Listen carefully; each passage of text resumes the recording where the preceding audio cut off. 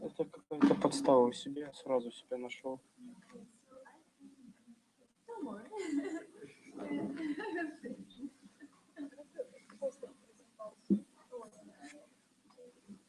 Не знаю.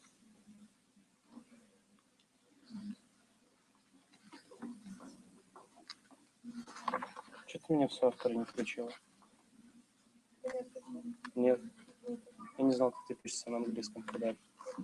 Я даже вообще не знал тебя, когда я буду. Надо было узнать, спросить. Да, мы так всегда кооперируемся. Я даже уже не знаю всех своих работ. Ты там так хорошо смотришься, оставайся.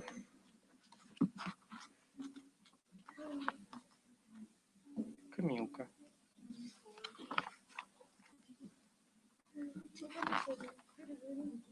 Тебя таможня шмонала?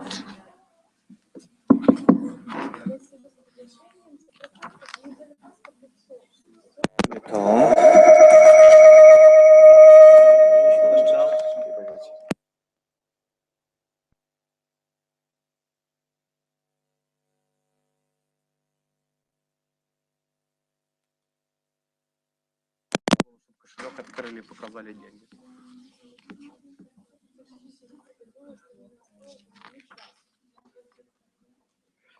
Тебя... О, смотри. Я богомолец. Богомолец. Корниенко, Ковенко, Владислав. Слова. Хорошо, они приедут. Ну да, если они стоят в оральных секциях. А ну там и написано, что это орал. Да, вот здесь сверху. И вот здесь. Я скандализирую.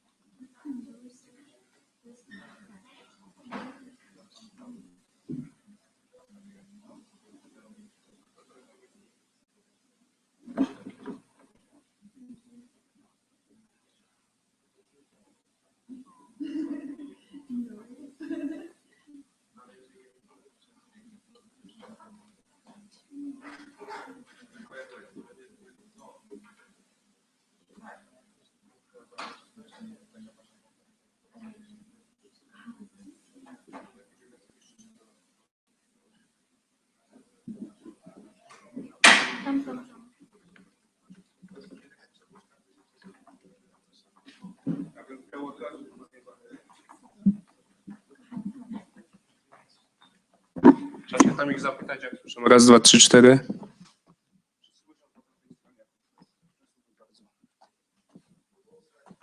Raz, raz.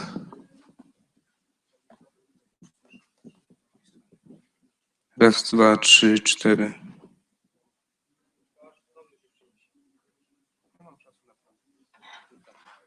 Czy to się nie zgrało? Czy to się zgra? Ale ja nie wiem, czy to teraz idzie z YouTube'a, czy to idzie z tego tutaj streamingu, z tego hangouta. Bo to jest jakby live? To jest live. Tak, to jest live. Raz. A to, co puszcza na YouTube'a jest No, opóźnienie. ale właśnie zobaczymy, co na YouTube będzie, czy będzie zgrane. Aha, okej, no to musimy poczekać.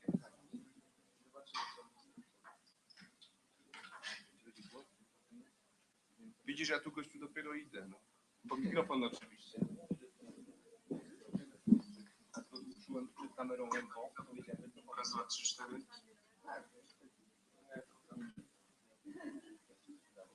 Nie, ja dopiero wracam do mikrofonu. Nie, ale ładnie.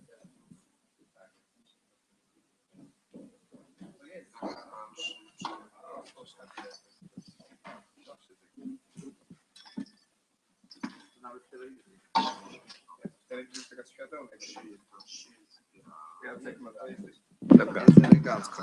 Łukasz, przynieś tego. Jakiś przedłużacz jeszcze.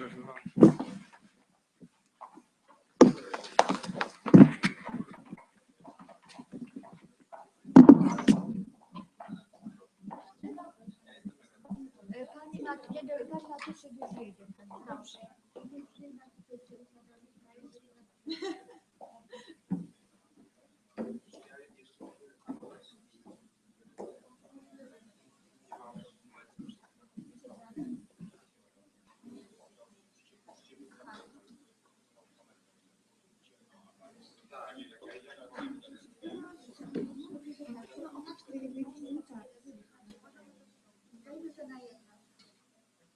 Ale no,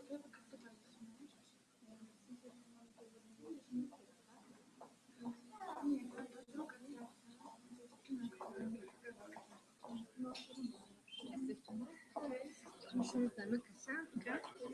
Kasia. Wypisy koordynatorką, prawda? Słuchajcie, tutaj są jeszcze 3 filiżanki, po jednej papierka bo macie...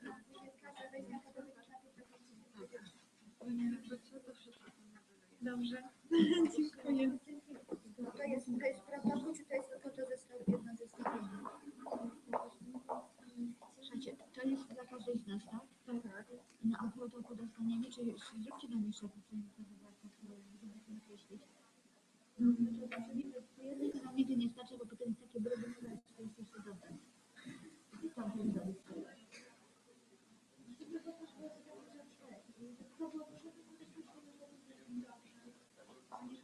To, że po prostu tak sobie miało.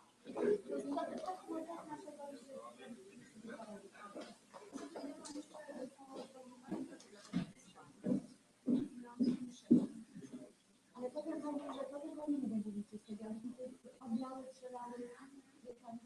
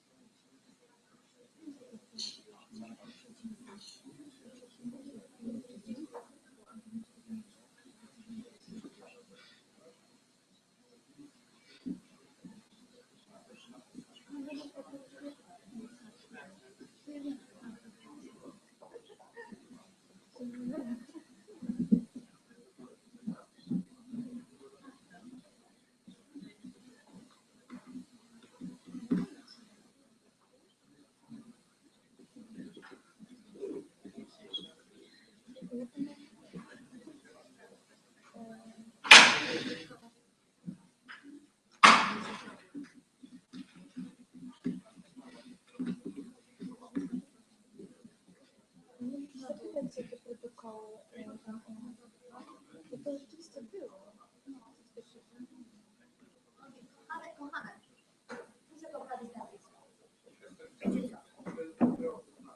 Poprawić nazwisko czytasz. Jestem nie Szlegiel, tylko Szlegiel. No. A pani tutaj w miejsce pani Agnieszki Gniadek będzie pani doktor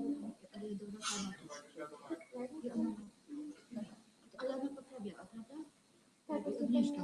Dobra.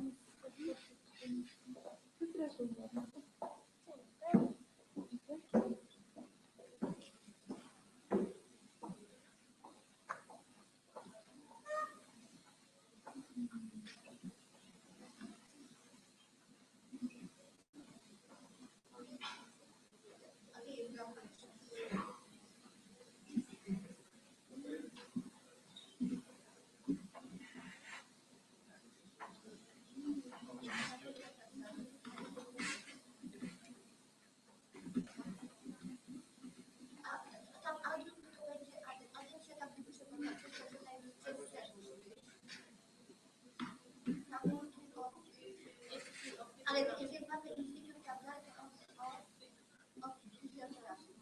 A i przecinek instytut fizjoterapii.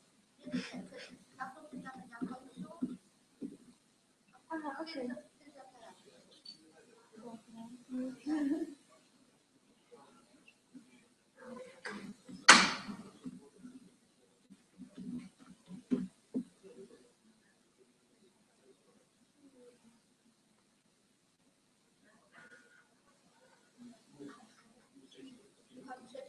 Przeczytanie ma pewne.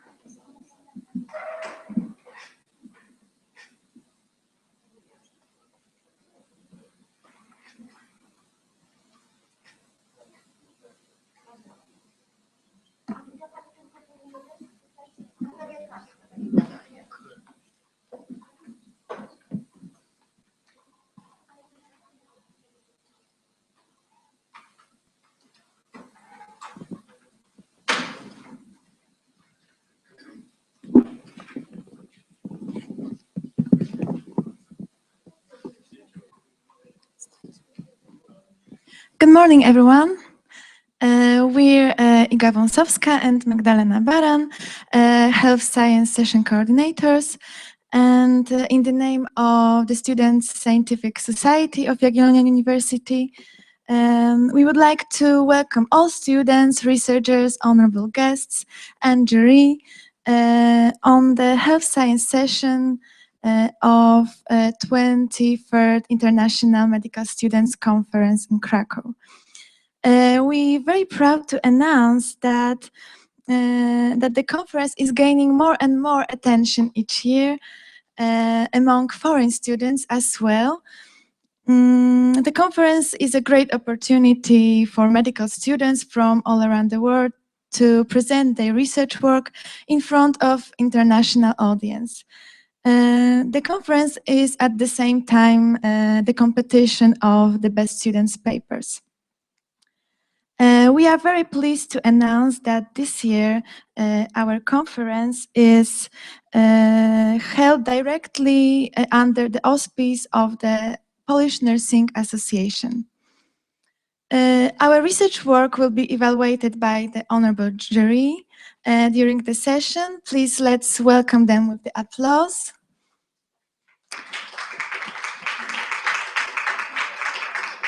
Małgorzata Szlegel-Zawadzka, Professor Małgorzata Szlegel-Zawadzka, Vice Dean for Degrees and Scientific Development. Małgorzata Kulesa-Mrowicka, PhD, Institute and Department of Physiotherapy. And Dorota Matuszyk, PhD, Vice Director of the Institute of Nursing and Midwifery. Let's remind the rules of the conference. Time to deliver oral reports should not exceed 7 minutes, and the discussion cannot be longer than 3 minutes. Time to deliver poster reports should not exceed 4 minutes, and the discussion cannot be longer than 2 minutes. Between oral session and poster session will break 15 minutes, and the end of the session will take place deliberation of the jury and the announcement of the results. The award ceremony will take place on the Saturday, and let's start our encounters in oral session, and we invite the first participant, Sylwia Miela, Karolina Miłkowska, Katarzyna Piwowarczyk, Relationship between Fluctuation Asymmetry and Age and Menarche in Rural Polish Women.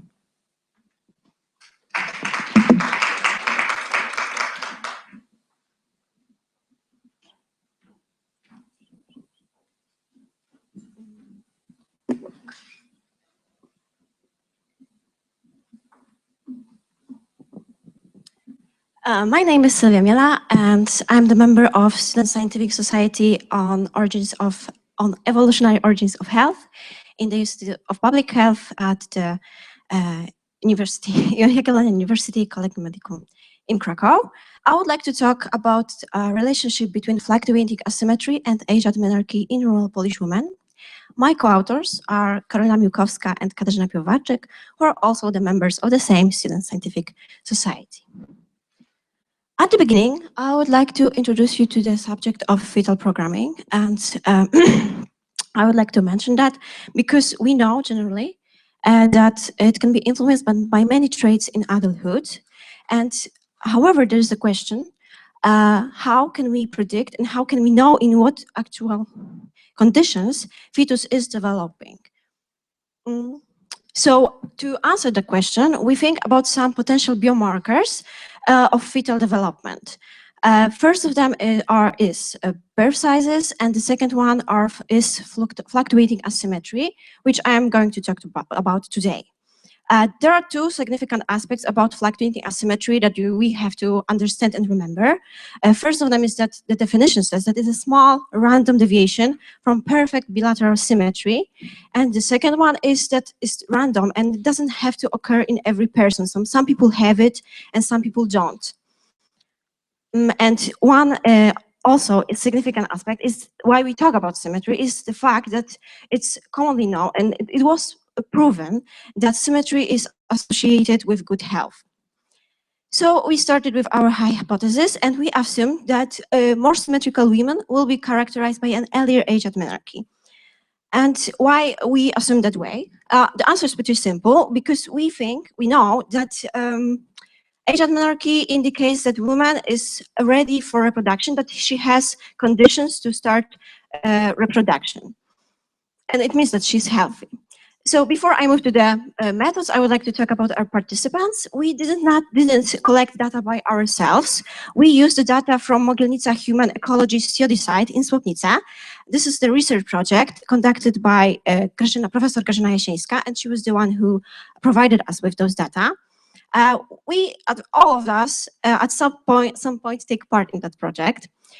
We had 697 rural women between 20 and 87 years of age. And the most important thing that was done was the measurement of the fourth digit in each hand of the nearest millimeter of each woman.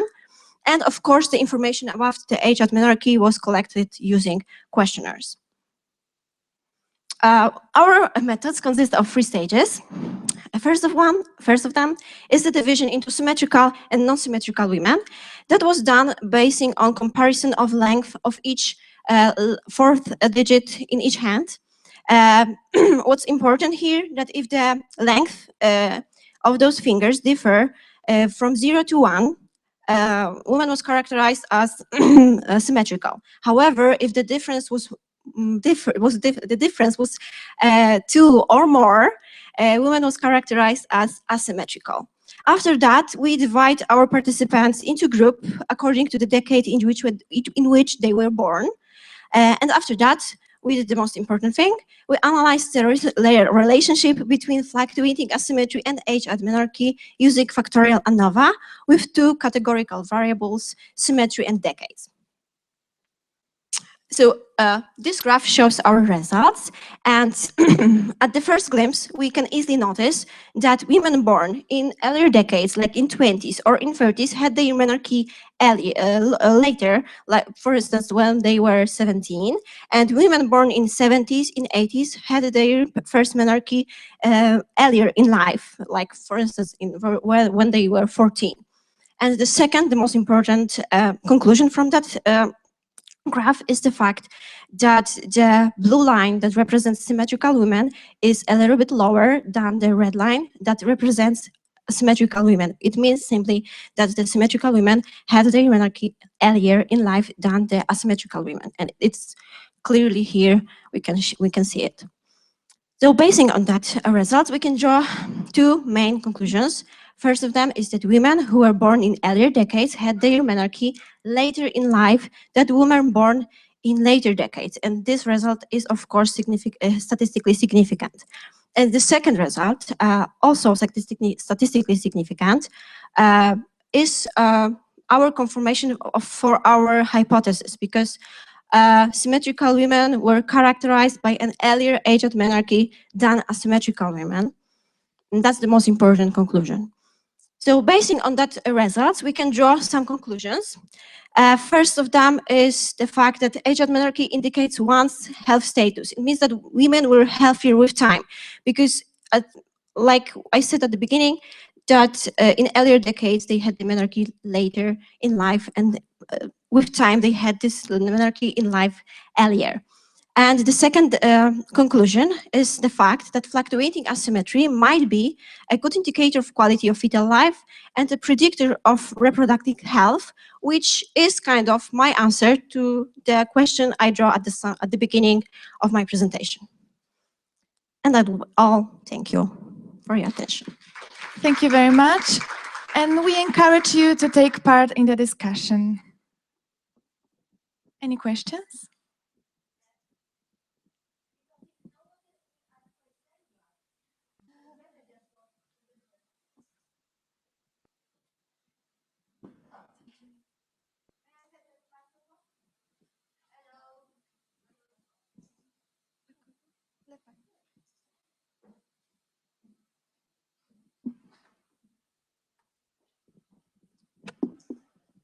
I have a question about the time of this study, because you haven't shown us the data.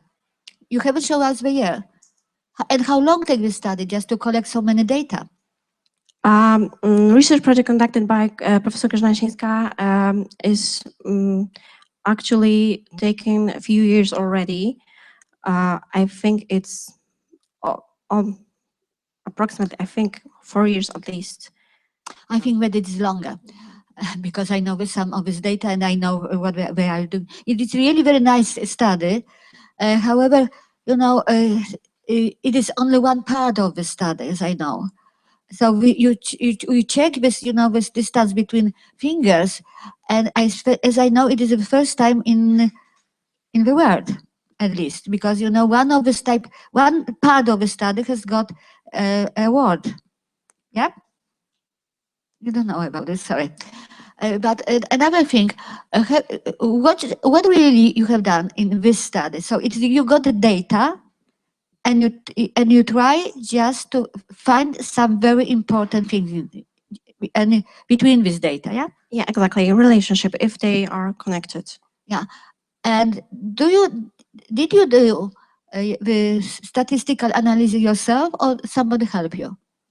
We had a tutor, and our tutor was Andrzej Kalbarczyk, PhD. Okay, thank you very much. Somebody has a question?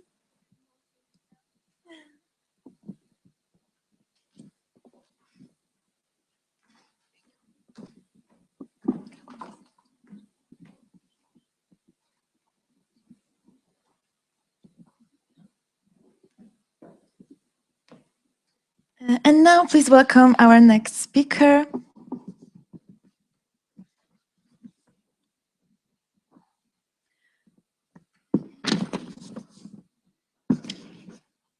Quality of life of patients with idiopathic pulmonary arterial hypertension and Eisenmenger syndrome. Małgorzata Kozioł, Karolina Strojny, Patrycja Pieczka, Maciej Byrczak, Katarzyna Paczkowska.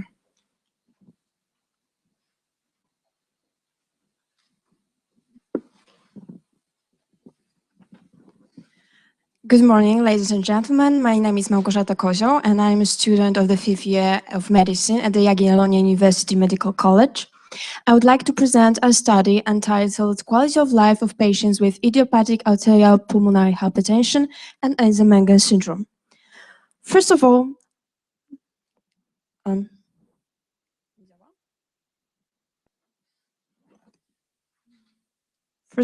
let me explain what exactly is pulmonary arterial hypertension.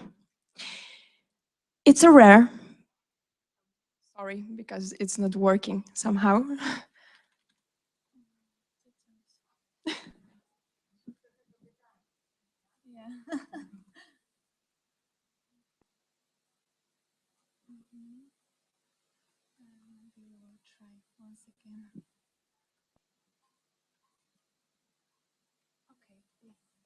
Thank you. Let me start again. So, what exactly is pulmonary arterial hypertension? It's a rare but progressive disease. Per definition, it's an increase of the pulmonary pressure over 25 millimeters of mercury. It can have many reasons, from drugs and toxins to congenital defects, which lead us to Eisenmenger syndrome, which process is a result of a congenital defect of the septum. As you can see, first, the shunt is left to right, but an increase of pulmonary pressure causes the reverse of it to left to right shunt, right to left shunt. So our interest became idiopathic PAH and ES syndrome, which are the most common reasons of PAH. It is well known from other data from other countries, because there are no further data from Poland. And patients suffering from this illness experience many clinical implications of their sickness, which seriously impact their daily living and their quality of life. So we decided to check their quality of life, and if there are any parameters that we can measure and they have impact on their quality of life. We asked them about their daily living by using SF. We have 56 patients, they underwent our assessment in a pulmonary arterial hypertension reference center in Krakow.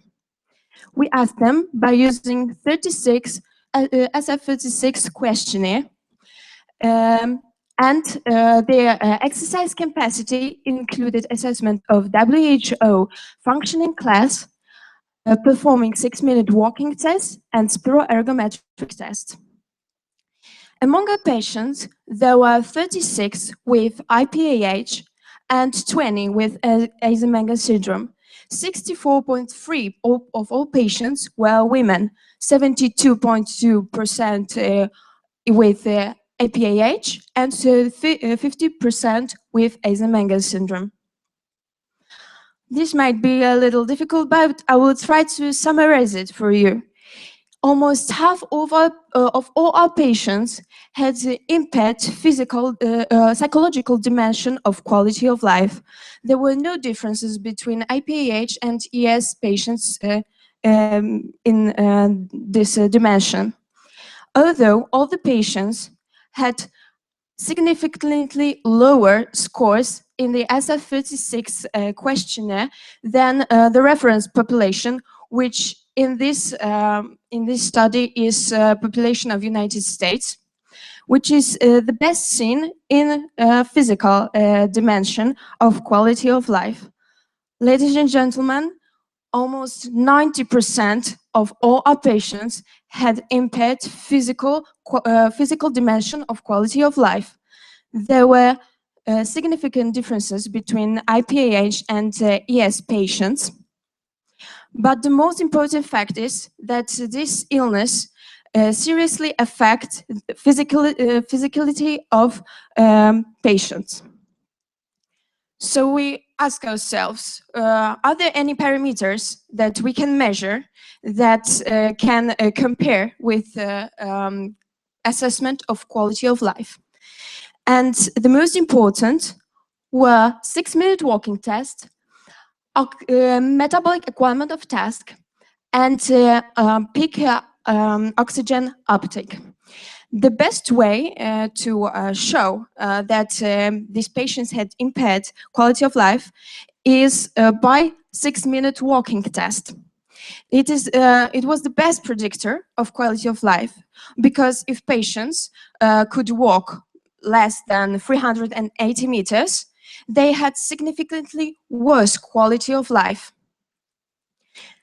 In conclusions, PAH is a very serious illness that impacts every part of quality of life of patients, and improving it should be one of the goals that as doctors can give ourselves, because if it's important for patients, why shouldn't it be important for us?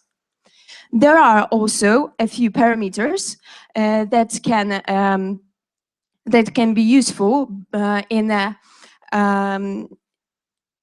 assessment of quality of life, and one of them is 6-minute walking test, which cutoff point below 380 meters can be good predictor whether or better or worse the quality of life of patients will be. Thank you for your attention. Thank you very much.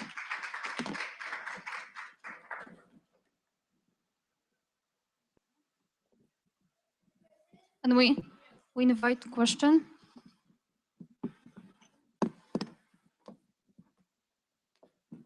Thank you for presentation. I want to ask, by whom was development your questionnaires?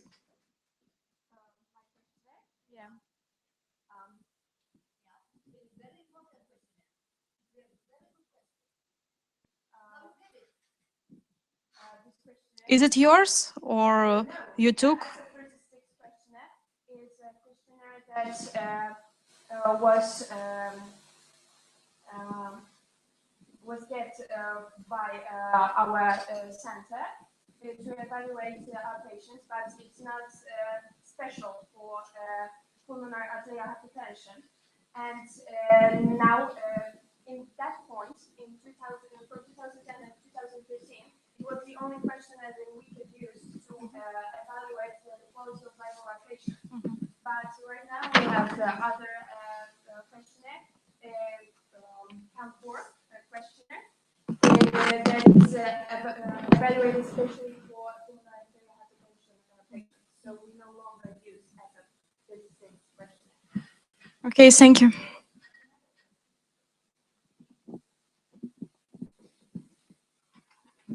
Because have you used Polish version or English version? Polish language version. Only, yeah, and you have permission for this from the authors, because you know normally I know that it's very easy just to find this questionnaire in the internet, but really if you try to publish this data, you need to have the agreement.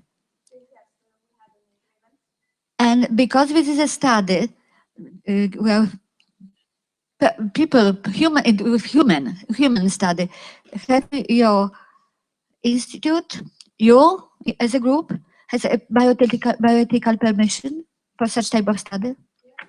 But why haven't put it just on slides? It is very important. But it is not obvious. Yeah. So the next time, every time when everybody is writing just about the human study, it should be mentioned. It is only 4 or 5 words, but it's very important. Because I know exactly, because I did many correction in many different journals, but sometimes, very nice study has no bioethical permission. Okay, so you will not. My question about 6-minute walking test analysis. My question is, who did the test? I mean, who assessed this kind of test? It was a research group. It was.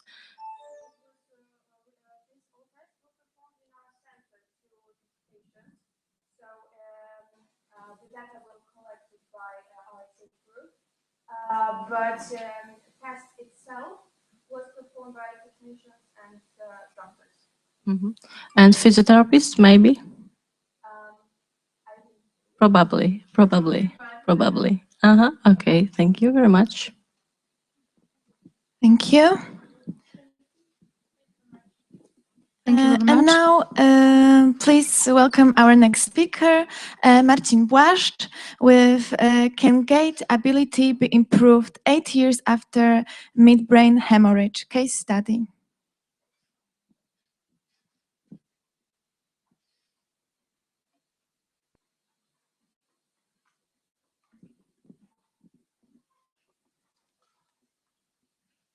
Good morning, everyone. I'd like to raise the problem of post-stroke motor rehabilitation. Some time ago, I asked myself whether I could improve gait ability patient after 8 years since stroke. And today I'd like to present my results. At the beginning, I like to introduce you to post-stroke motor rehabilitation. Just a moment. Okay. So, firstly, it's based on brain plasticity. It means that everyone of us brain has some is equipped with some compensatory mechanism. And in case of an injury, such as, for example, stroke, after stroke, the brain is very active to restore or compensate lost function. Therefore, unless physiotherapy is immediate, over the time since stroke, the physiotherapy results, effects are more and more difficult to achieve. Nevertheless, there is strong evidence that physiotherapy could be also effective even in chronic phase of stroke. The aim of my study was to examine the effectiveness of physical therapy in restoring gait abilities after 8 years since stroke at patients after 8 years in stroke. My patient was 54 years old woman with tetraparesis after 2 midbrain hemorrhage 10 and 8 years ago, whose right side of the body is more affected. She was moving on a wheelchair and she was also moving with a walking frame, but with with a little insecurity because of her balance disorders. In addition, she was also involuntary movement of her right upper extremities, ataxia, and oculomotor nerve palsy and other disorders. Let's go to the intervention. I conduct 24 training sessions lasting around 1 hour. Physiotherapy consists of balance, strength, proprioceptive training, gait reeducation, overground walking, walking with a walking frame, and joint mobilization. Because my patient was really ambitious, she was also exercise herself there for around 1.5 hour. Half an hour. There were, among others, strength and coordination exercises, overground walking with walking frame, and trunk control training.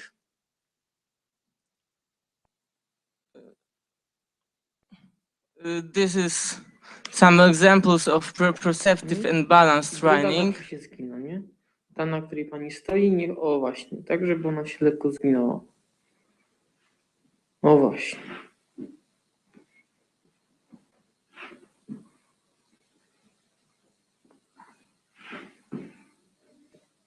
I assist next her. And some examples of gait and proprioceptive training.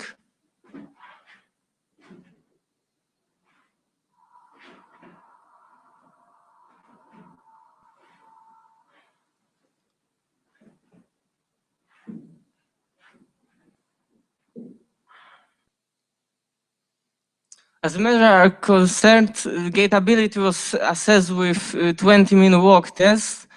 The patient using walking frame during test. Secondly, balance was evaluated with Berg balance scale. Strength of lower extremities muscles was measured with Lovett scale, and range of motion was assessed using a goniometer. Let's go to the results. Admittedly, patients got better results in 20-minute walk test distance. However, it was rather related with mental barrier during first test than real motor recovery. She hadn't gone similar trial before and simply resigned quickly during first test. What's more, patient was gaining different results and different gains and different days, and so there wasn't linear progression. However, patient acquired some self-confidence and balance during gait. Unfortunately, despite that fact, at present now she couldn't walk alone without assistance much larger distance than before my physiotherapy. Let's go to the more optimistic results. Patient Bear balance score improved from 10 to 14 points. Muscle strength in lower extremities increased by an average of 0.47 points in lower scale, and range of motion in lower extremities improved only by an average of 3 degrees for each joint. The lowest scale was for each muscle group. To summarize, the importance of immediate physiotherapy after stroke is evident. However, physiotherapy could also be effective even in chronic phase of stroke, but in some extent.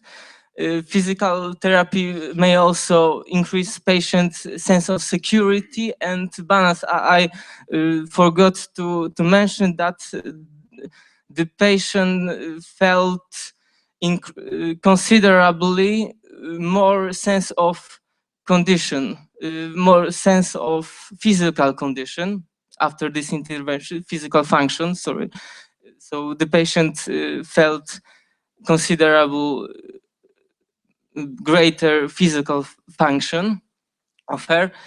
And the study has also a high rise of bias and mistake. And what is the most important, that the other scientists evidence that physiotherapy could be also effective in chronic phase of stroke. So it is exactly what we should to guide, considering whether physiotherapy is worthwhile even after years since stroke. Thank you for attention. Thank you very much. I encourage to the discussion. Questions? Okay.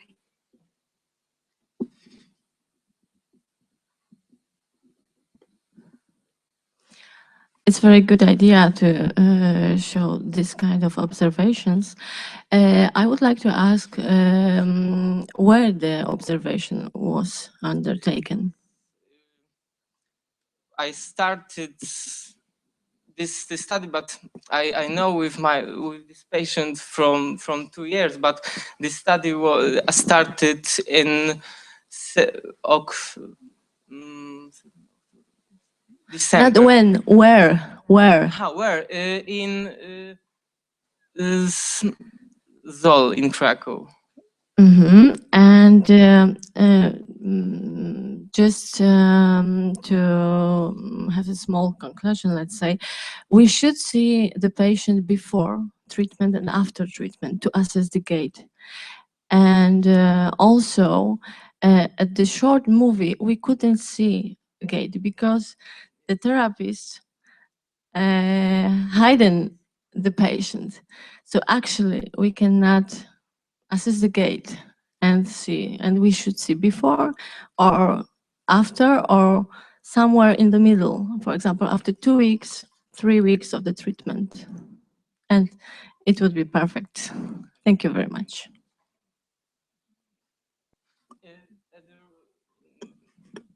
Anything question?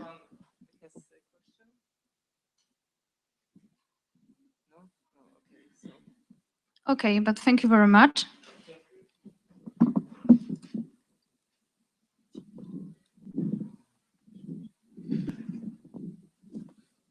And now next to presentation.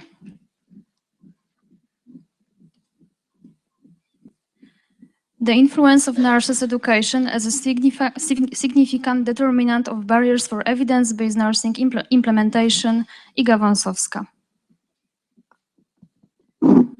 Dear jury, ladies and gentlemen, my name is Iga Wąsowska, and this year I would like to continue evidence-based nursing topic and introduce a fragment of my pilot study about the influence of nurses' education as a determinant of evidence-based nursing, as a determinant of barriers for evidence-based nursing implementation. Why nursing practice based on reliable scientific evidence is so important?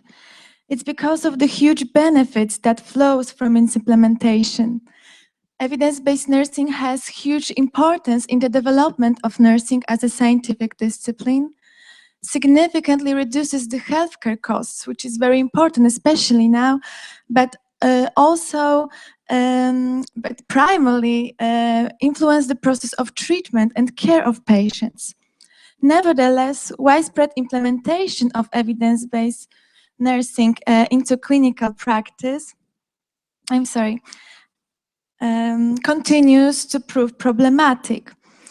The main obstacle to overcome in the implementation of evidence-based nursing is to identify the main barriers for implementation evidence-based practice. So the aim of this research, I'm sorry, enormous impact on the creation of barriers in the minds of Polish nurses was due to the lack of reform in Polish nursing for more than half a century. And it was only one of many factors that stopped the development of nursing in Poland. But this is a topic for a separate lecture.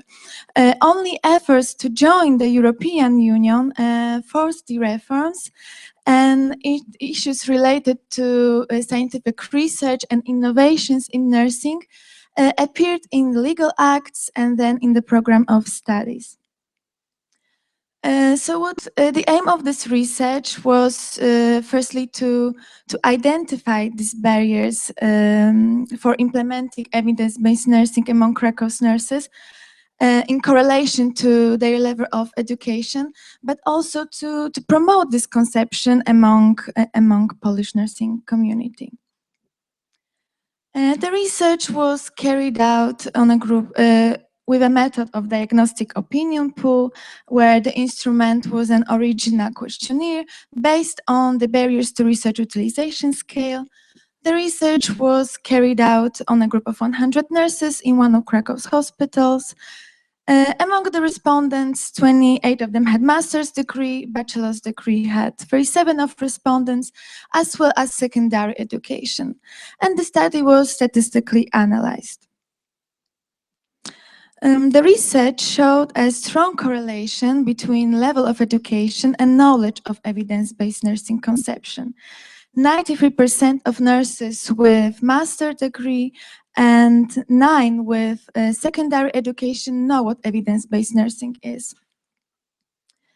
The distribution of respondents to particular questions regarding barriers for evidence-based nursing implementation was statistically significant, depends on the level of education. Due to lack of time, I had to choose only barriers with the strongest correlation. So respondents with secondary education more often agreed with the statement that scientific reports are not readily available. It was 57%, compared with those with master's degree, 4%. A similar relationship occurs with the finding that the implications of evidence-based nursing are not clear for practice. Nurses with secondary education strongly agreed with that statement in 51%, but in nurses with master's degree in 7%. Respondents with secondary education more often, because in 85%, think that work colleagues won't help them with the implementation of research in the workplace. Compared with those with master's degree, it was 25% of those nurses. Almost all nurses with secondary education believe that a foreign language in which are usually published scientific reports is an obstacle to practicing evidence-based nursing in the workplace. However, among nurses with a master's degree, this percentage is half lower. And finally, almost all of the nurses agreed to the statement that there is no financial support to encourage research in the workplace. So what was the conclusion of these studies? Firstly, this pilot study showed that evidence-based nursing is not well known among nurses with secondary education. Also, nurses with secondary education perceive more barriers for implementation of evidence-based nursing in everyday practice than nurses with higher education. These barriers are lack of financial support, language barriers, lack of support from coworkers and superiors, or unclear implications for practice. Thank you very much. Thank you very much. Have you any question?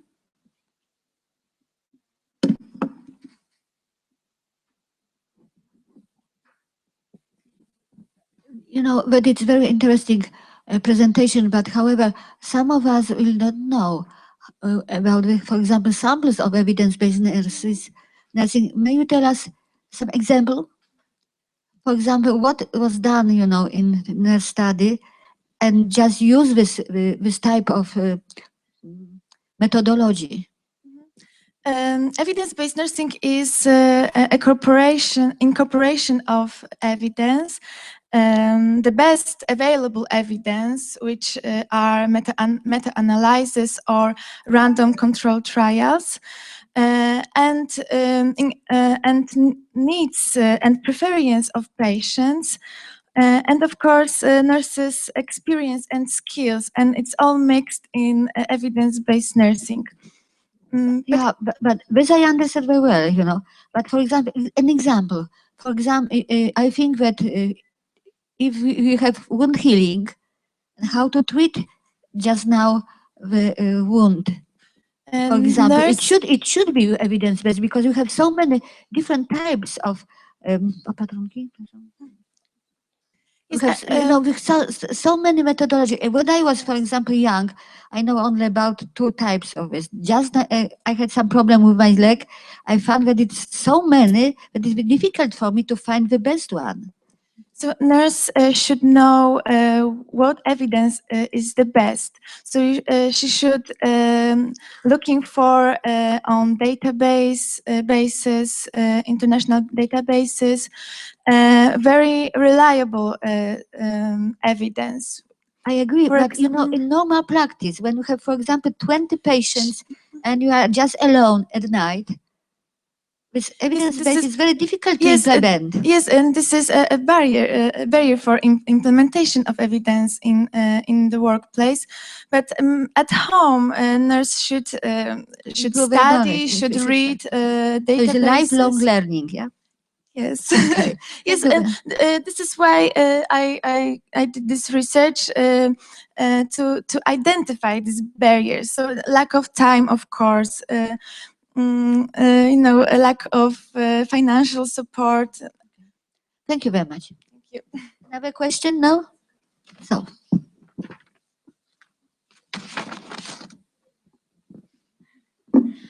Thank you very much.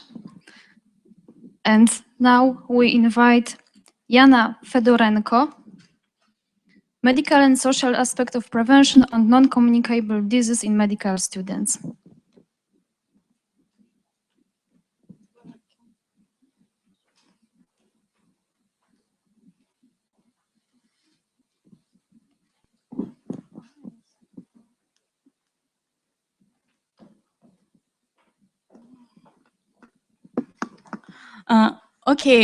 Dear members of the jury, dear participants, and all other presents.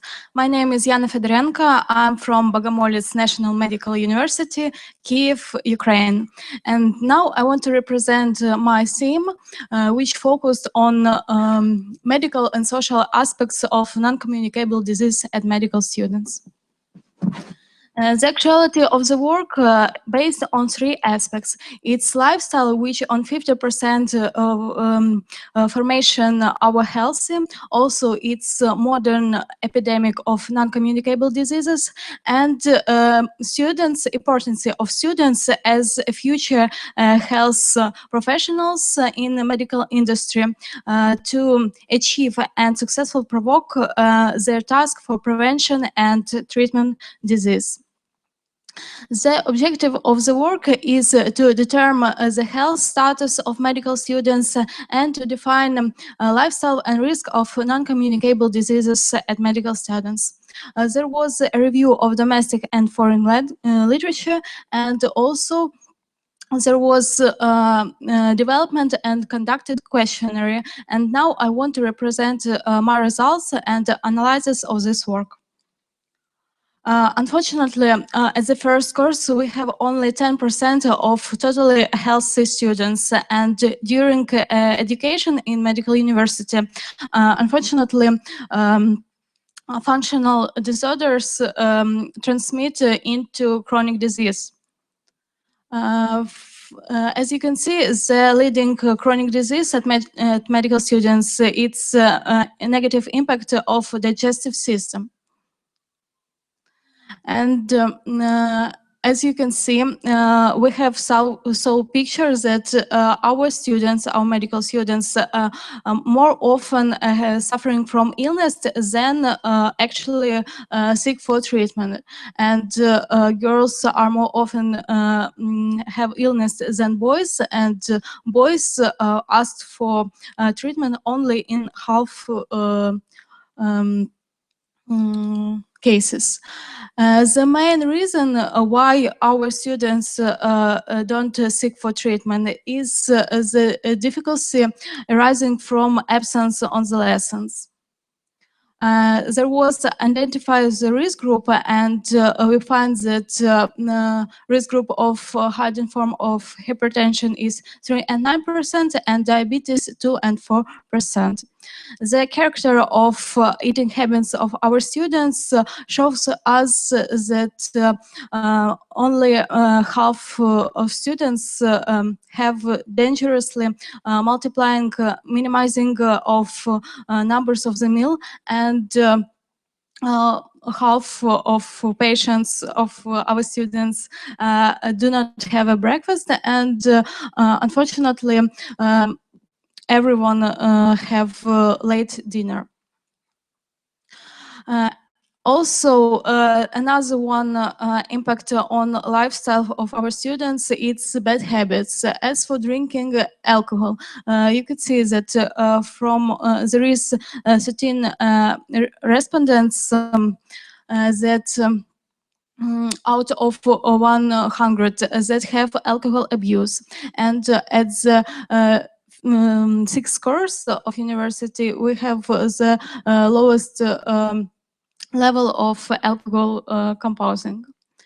As for smoking, we have got another picture, because there is new policy in our country, in Ukraine, in our university, and you could see that there is more students do not smoke. They stopped it at the medical university.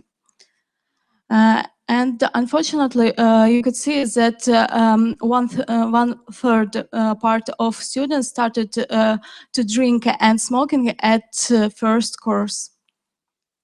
Distribution of medical students depending on physical training show us that boys have physical activity more regularly and often than girls, and on the graduated course we have a less level of physical activity. Self-esteem of the health student shows us that 32% feel satisfactory of their lives, and only 10% have feels perfectly. The main complaints of our respondents was a pain in the heart. Also, it was sudden dizziness, and our students say that it provoked by nervous overload and stress.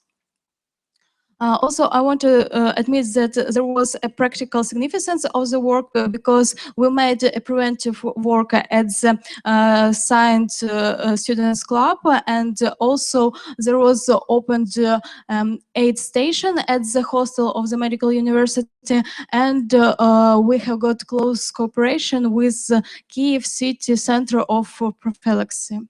And at the end of my work, I want to say a conclusion that there is a common risk factor of non-communicable disease at medical students, and unhealthy lifestyle is provoked these diseases, including non-communicable diseases. And with high level of morbidity, unfortunately, we have less level of medical activity. And the main prevent work must be the course on new European policy, Health 2020. Thank you for attention. Thank you very much. Questions? And we encourage to the discussion or commenting.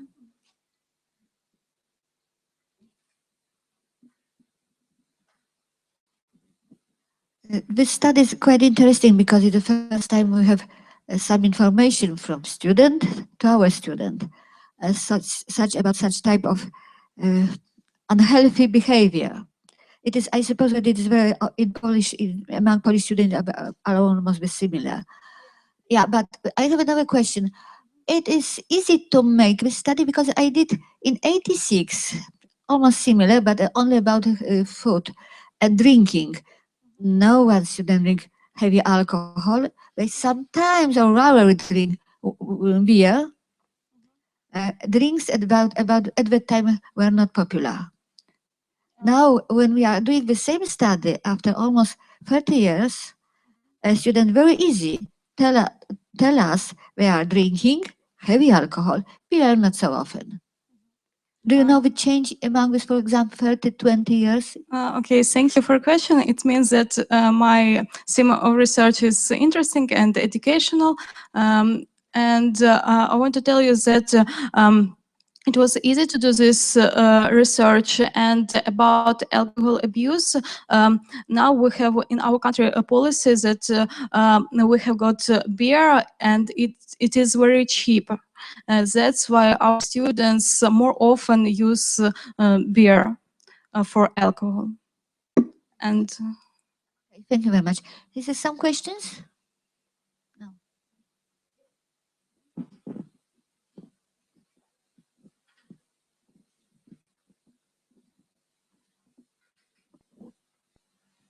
Thank you very much for the very interesting presentation. I had specifically a question about mental health, about the mental health status of medical students, because it's often surrounded by a stigma. Is there, have you seen an increased incidence, or can you comment on the mental health status of the students who responded? I don't include in my presentation this about mental disease, but also there is one slide about compliance of students, and there was nervous overload and stresses. And about mental diseases, I only can say that our students answered that they have very difficult education and they have stresses and it's bad for their mental health. Maybe another one question? Some questions? Okay, thank you very much. Thank you for attention.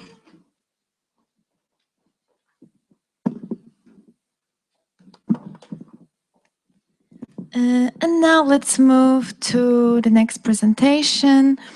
Adolescents' legal medicine's use and their knowledge about medicine. Sorry for pronunciation, Abdul Hadi Alagha.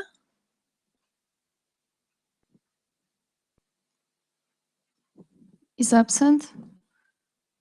Okay, so let's move to the last oral presentation. Relationships between number of older and younger sisters and fertility of women. Tomasz Nowak.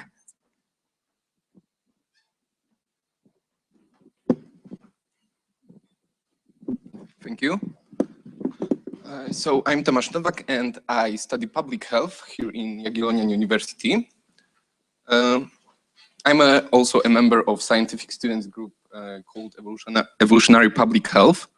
And today I'm going to talk about structure of family, sisters to be exact, siblings, and fertility of women. So evolutionary theory suggests that each individual should spend his or her resources to transfer more copies of genes to the next generation. It is clear that people transfer more copies of their gene when they have more children. But kin selection theory tells us that people can also help to their siblings, their relatives, to increase gene flows. So there are studies which confirm influence of men's siblings on his fertility, on his number of children, but I wonder whether having older and younger siblings relates with women's fertility. So to test my hypothesis, I used data which was collected from Mogielica Human Ecology Study site in southern rural Poland. And information were collected by questionnaire and asking 113 women between 60 and 70 years old about number of children, number of younger and older brothers, and younger and older sisters. So data were collected by team of Professor Grażyna Jasińska, and I use multiple linear regression for statistical analysis in Statistica 10. And what's important, all results was controlled by date of birth and years spent in school, because these variables influence fertility. So I found that a number of older sisters is negatively related with women's fertility, but there was no relation between number of older brothers and number of women's fertility. By contrast, I found that number of younger sisters is positively related with women's fertility, but still there was no relation between younger brothers and number of women's children. So parents have limited resources to give their children, and by resources I mean everything that parent can invest in their children, what increased children's probability of getting their own offspring or increased number of these offspring. So competition for these resources is stronger within one gender because daughters need slightly different resources than sons to increase their gene flow.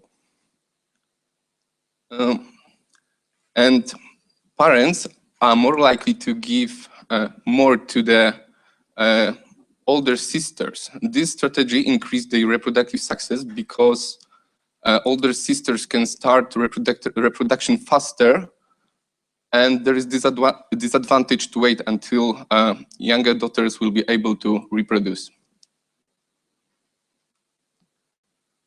I also found that number of women's children is positively related with number of women's younger sisters.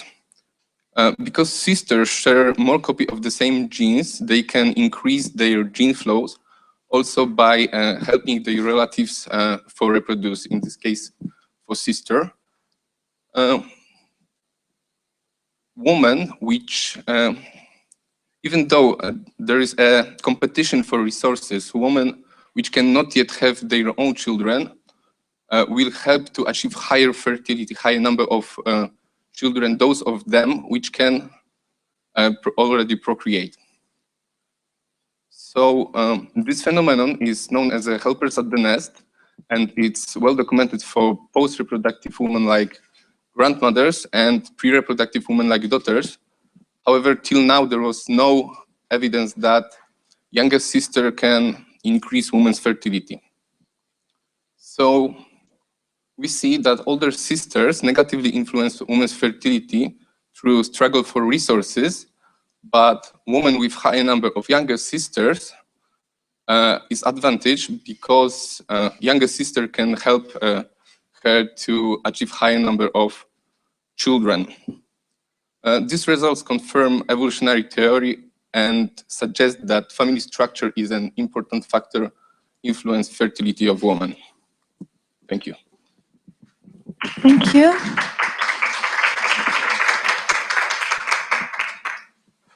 Any questions?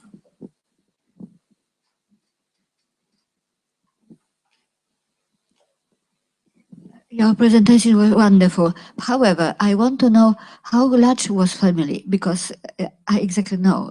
May you tell somebody else, our audience?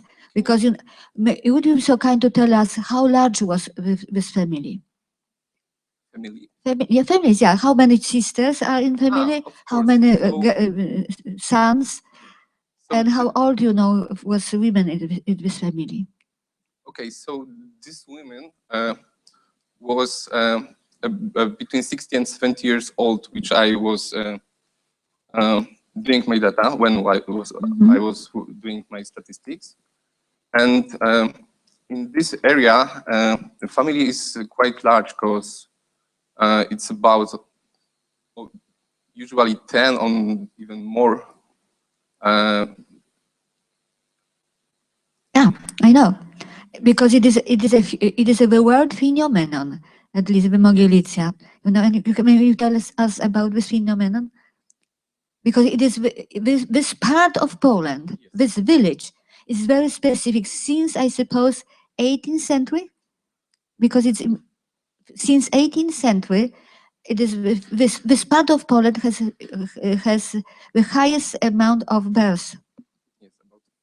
Because sometimes family are 16 person in a family, and all children in this Mogica are all families. So it is not in this place. We have no problem with alcohol, with unhealthy behavior. Yeah. So it is something amazing, really. When we are, and for that this study is done since so many years. Because in other part of Poland we have only more or less 1.5, two children in a family. There is sometimes 6, 8, and more of them they birth normally without cesarean. Yeah, it's true. Thank you very much. Thank you.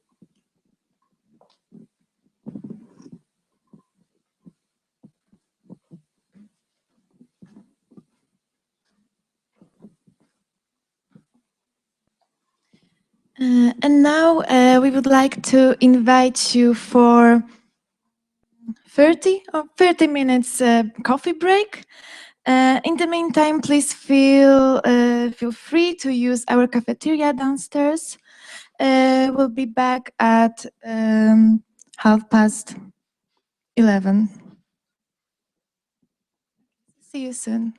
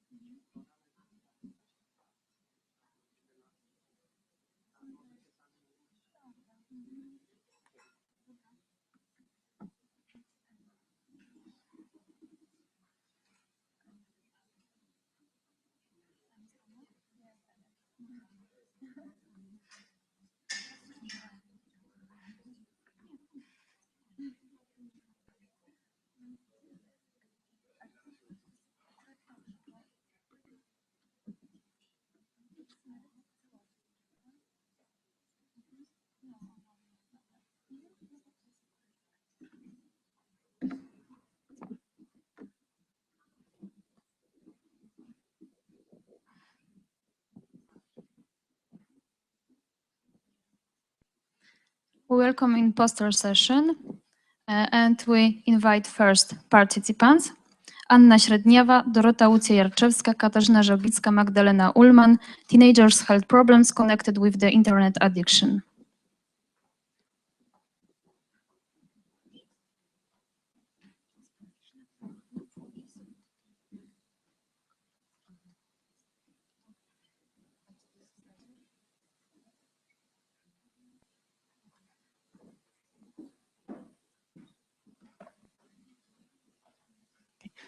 Noble jury, ladies and gentlemen, dear colleagues, my name is Anna Średniawa, and it is my pleasure to present you a poster about the research conducted last year with the help of the Family Medicine Department at the Jagiellonian University Medical College.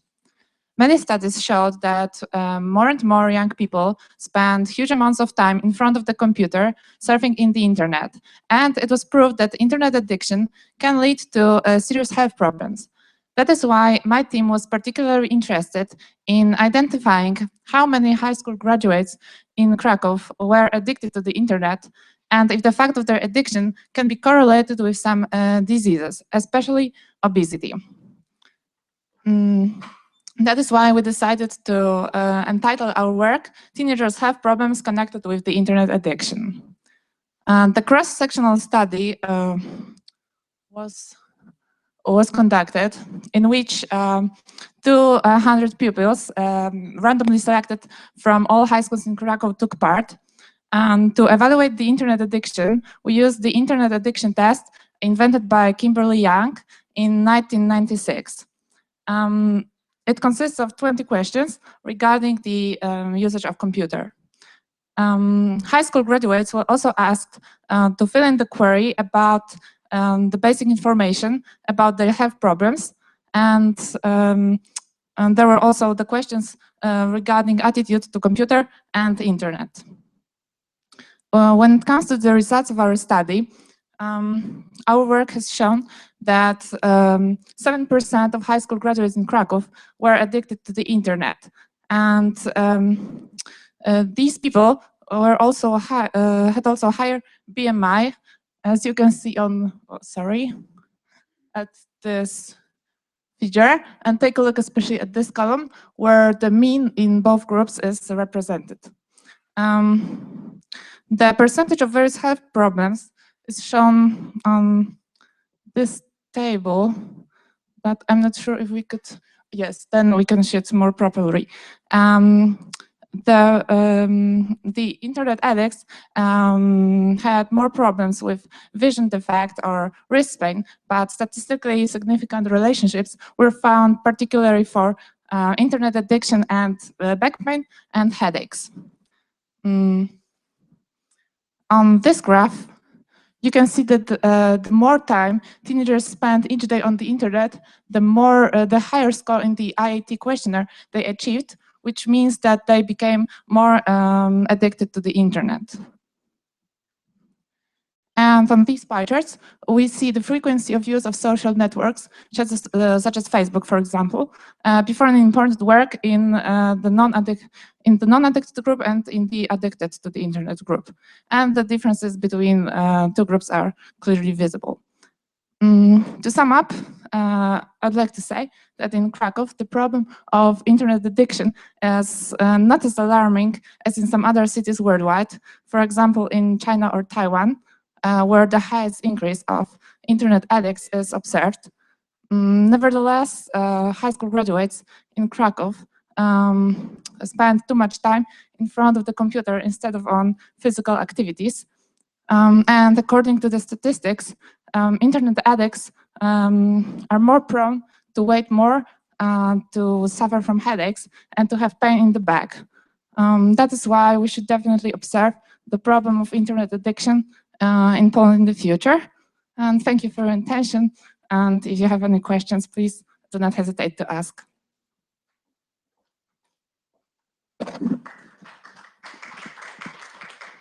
So any questions?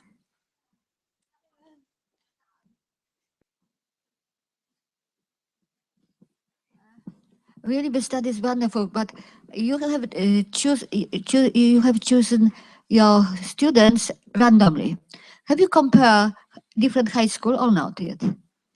Well, Because you know, my student made such a similar study, but I suppose just now 8 years ago, and we found there is a difference between different high schools in Krakow, and between boys and girls too.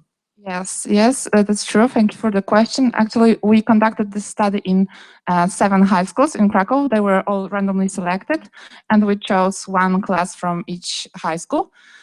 Well, but actually didn't analyze the results separately for each group because there were around 20 to 30 participants from each high school, so it's too low. I mean, yes. Yeah, I agree with you. But definitely, out of these 200 pupils, 7% of them they were addicted, but out of them there were 9 boys and only 5 girls. So there's a difference between genders.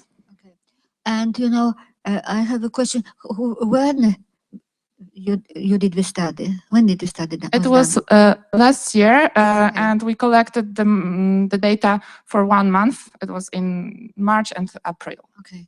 So it was just during normal time of study, not during the session.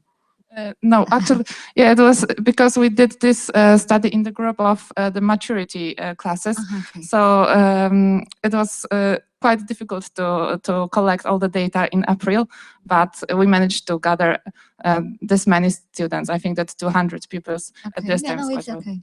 Thank you very much. Thank you.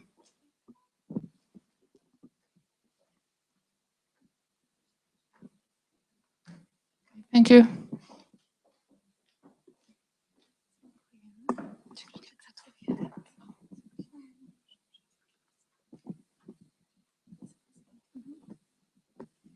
Okay, next person, Krzysztof Jankowski, with over-the-counter drugs used in children aged 10 to 12 living in Lublin. Absent. So, state of patient's knowledge of diabetes, Nikodem Targosz.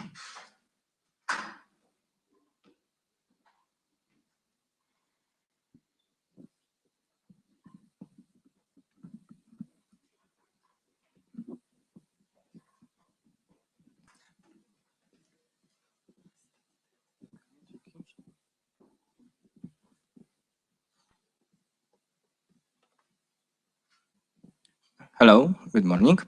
Diabetes is one of the major health problems affecting the population of entire world. The increase in diabetes case is associated with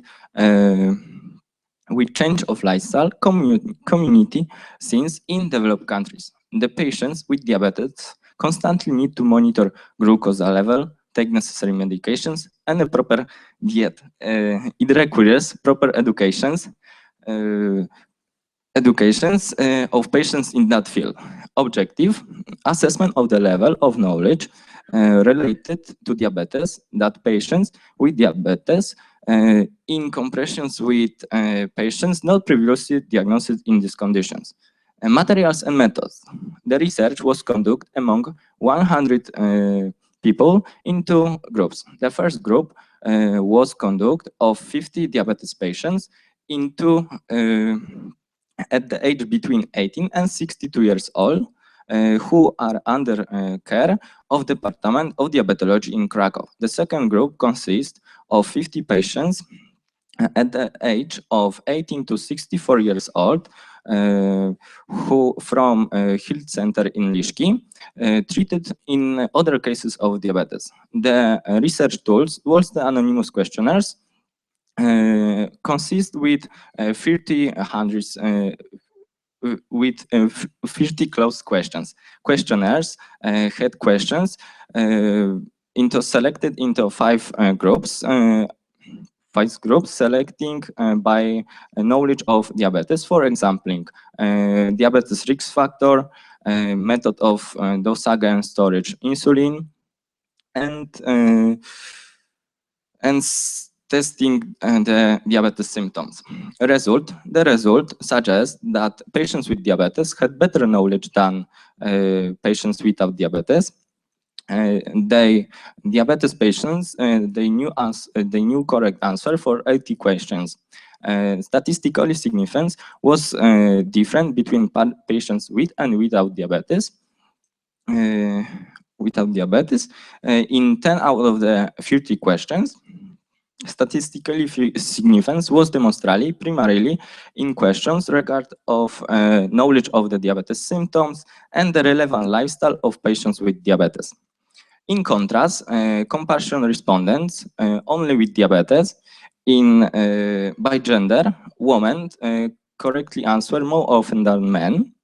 The woman answered questions most often correctly answer most often, and in the case of the three questions in regard of insulin dosage and waste of storage, statistically significance was significant. Conclusion: there is need to extend the comprehensive educations related to diabetes to the wider group of people, to entire population, including the people without these conditions, as they might be affecting in the future and becomes diabetes. The general increase the relevant level across the society will help to improve treatment efficiency of treatment process from start to end, and promotion of the healthy lifestyle among patients who constantly will pay more attention to their health and complete more efficiency in any treatment recommendations. Thank you. Thank you very much.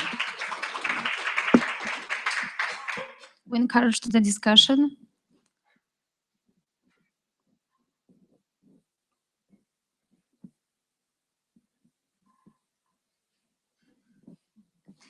I have a question about this questionnaire, Emre Barczyk, because I didn't know about this questionnaire. You tell here that it's 37 closed questions divided into part, I think, yeah? Yes. So it's altogether 37 closed questions. But later on, you are telling that it's 7 opening questions. It is 37 plus the 7 open. No, 30 questions, closed questions, and 7 like open questions about. So it's 2 questionnaires, not 1. No, 1 questionnaires in 2 groups. First was 7 questions, and closed questions was 30 closed questions. But 7 opening questions and part 2 had questions grouped in 5 sections. But it means that this part 2 are 37 closed questions.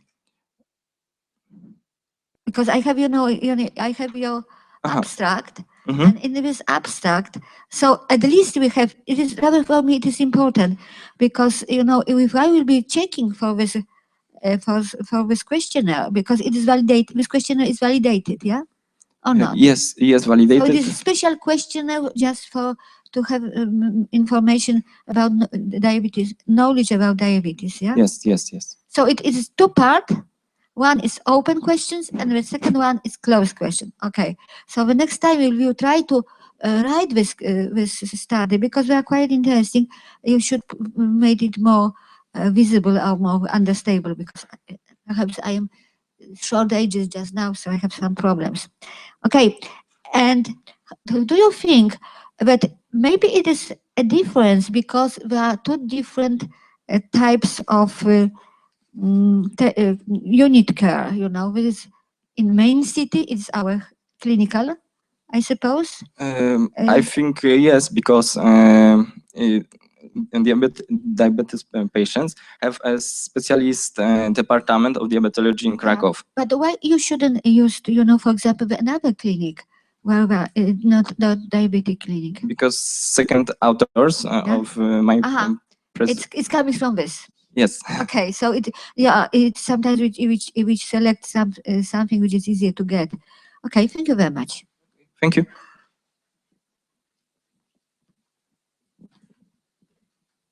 Thank you. Some questions? Okay.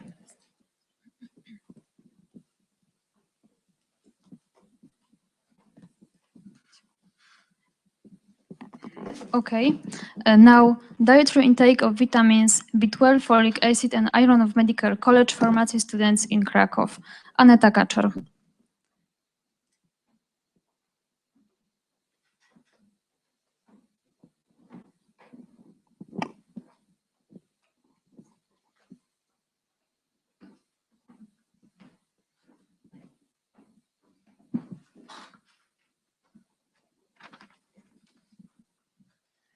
Welcome, my name is Aneta Kaczor. I am on the second year of study pharmacy at Jagiellonian University, and I'm in the student scientific group of food chemistry and nutrition. And my work is titled Dietary Intake of Vitamins B12 and Folic Acid and Iron of Medical College Pharmacy students in Krakow. And in my work, I want to assess the content of these vitamins and mineral. And I chose these three substances because they are irreplaceable compounds of erythropoiesis. And these substances are also very important to women in reproductive age, folic acid and iron. And I examined a group of 268 students. This was the groups from 2 years, 2013 and 2014. In chart 1 and chart 2, you can see the division of gender. About 80% of students were women. And also, the students were from the 4th year of study pharmacy, so they were about 23 to 25 years of age. And I have the results from the food frequency questionnaire, and they were calculated in dietetic program and next statistically calculated by Statistica. And as you can see, the results from chart 3 to chart 8, there is an intake compared to the RDA norms. And the intake of iron is about 10%. The proper intake of iron is about 10% in both years. There were not a statistically significant difference. And about folic acid was even worse because in 2013 it was just 8%. And in 2014 it was better. It was 14%, but it is still very low results. And what is the most terrifying that about 50% of students didn't get even 50% of RDA norms. The best results have vitamin B12 because about 40% of students in both years have the proper results. I calculated the average results, but they were not proper because some students have results more than 200% of intake.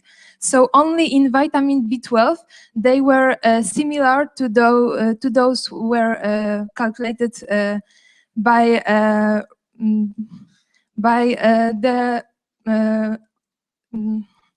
this quantity of students with proper results. I also compared the results to the BMI, and as you can see, the red part is the students with the proper BMI, so they have the best results. In conclusion, I want to say that there is high deficiency, especially about iron and folic acid, so those who are the most important to women in reproductive age. So they should be taking some steps by medical care to show that there is so much deficiency and that this is the very important to women to get pregnant and to the fetus that they can cause spina bifida even. Thank you. Thank you very much.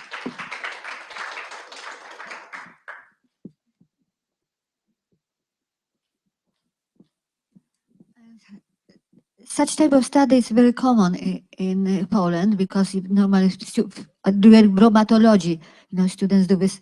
I have a question about the norm. Which norm you have used to compare? 2012 or 2008? 2012. 2012. Okay, so in dietetic you have this. Have you used photo album? Because 24-hour recall.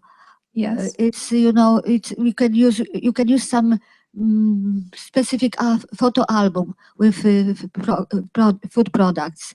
Just to show, because normally when we are eating, we exactly don't know how much we are eating in value, so how many grams. So I want to tell that this food frequency questionnaire are doing by students every year in the this bromatology, of course, and they're writing what they eat and they're writing grams or milliliters of it. I exactly know, but even if we are writing how much we are eating, it's only our imagination.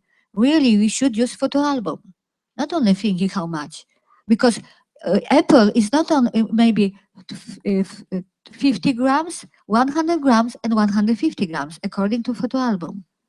So it's just on average. So they write how they think it is big, but I don't have a photo album of this. But it's very easy to get.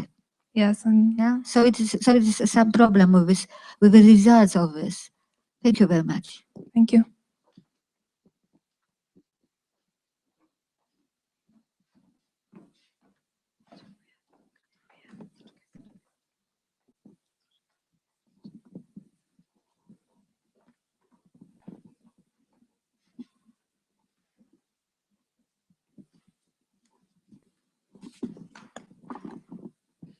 We invite Marcin Jakiel, Radosław Łupkowski, float items in Polish National Medical Exam.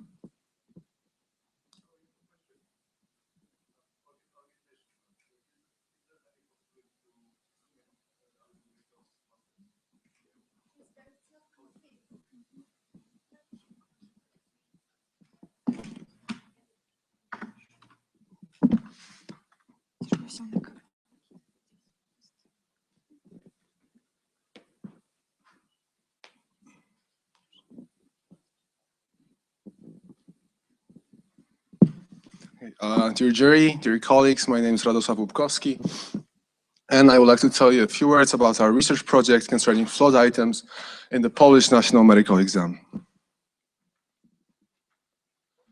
Polish National Medical Exam, or Lekarski Egzamin Państwowy, was a test that from the year 2004 till the beginning of 2013 was a major factor deciding about receiving a residency position by a medical graduate in Poland. The aim of our study was to assess the technical quality of this test, and this is the first study we know of concerning this issue. Having gained the local bioethics committee's approval, we performed a thorough literature search and established a list of 14 technical questions, technical problems.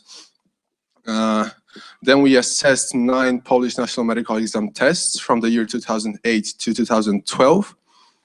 The ones that were publicly available on the website of Medical Examination Center in Łódź.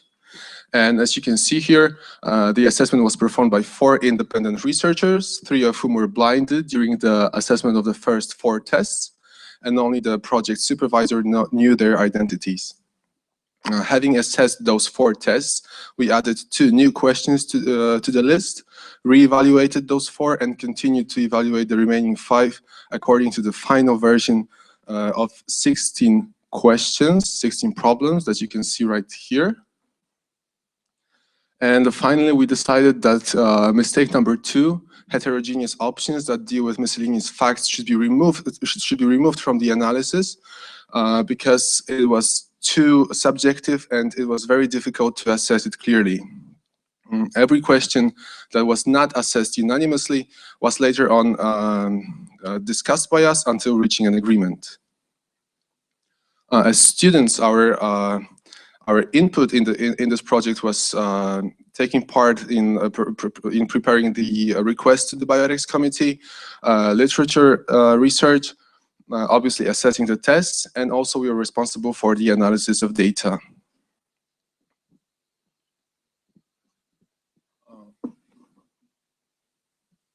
So the average number of questions with technical errors in a single Polish National Medical Exam was 112.8, so over 56%, and 10.4% of questions contained more than 1 technical error.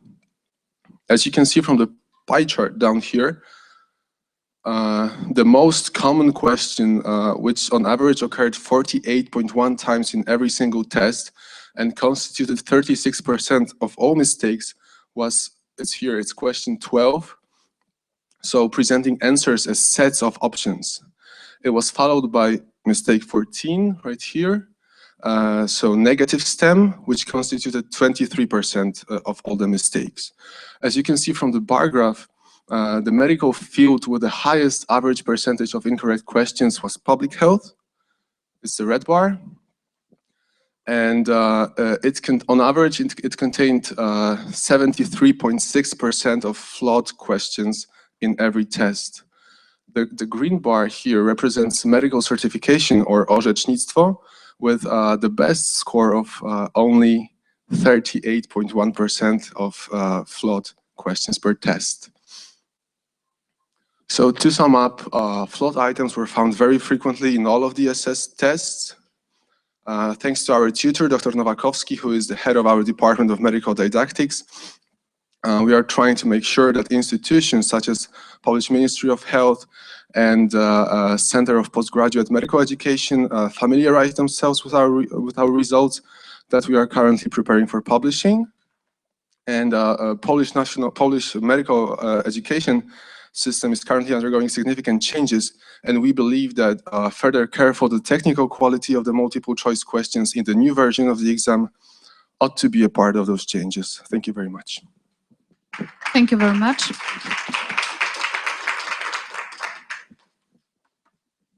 Some questions or commenting?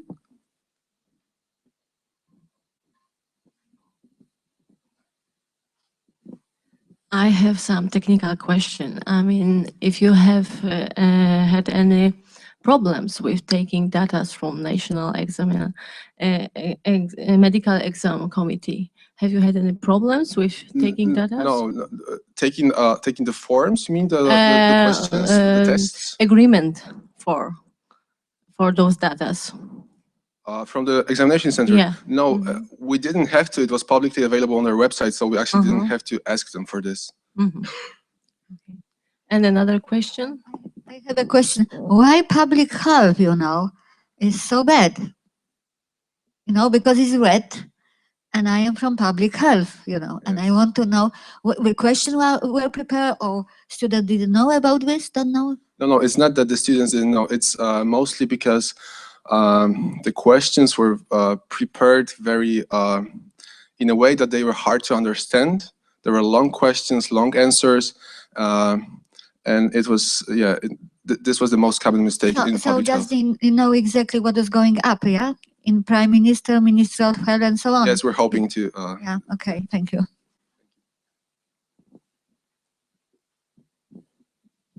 Thank you very much.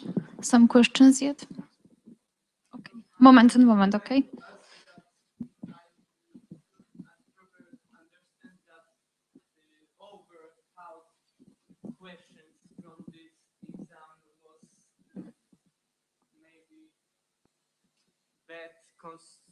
Constructed? Yes, well, technically speaking, over 56% of all the questions in the exams were badly prepared, yeah. But the problem, how do you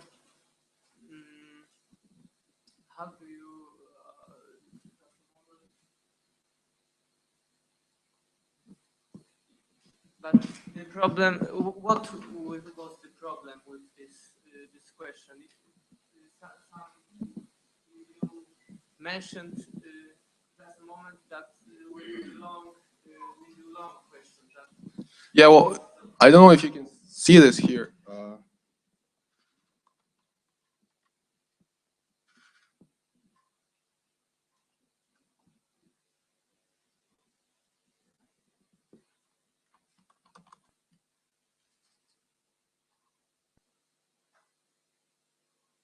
So this is the whole list of flawed questions that of the mistakes we considered. And as you can see, it's very different. It depended on the questions heavily. And as I said, the most common ones was options covering a set of the structures, a set of options, or negative stem. there were quite a lot of questions with grammatical problems or logical problems, but it was very different. Okay, thank you. It's exactly what I want to know.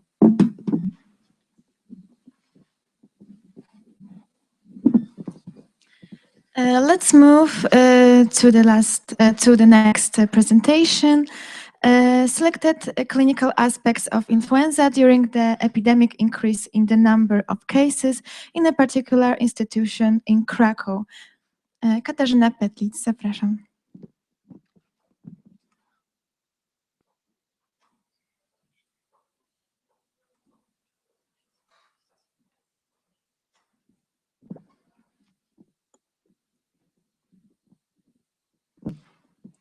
Good morning. My name is Katarzyna Petlic, and I will be talking about the selected clinical aspects of influenza during the epidemic increase in the number of cases in a particular institution in Krakow.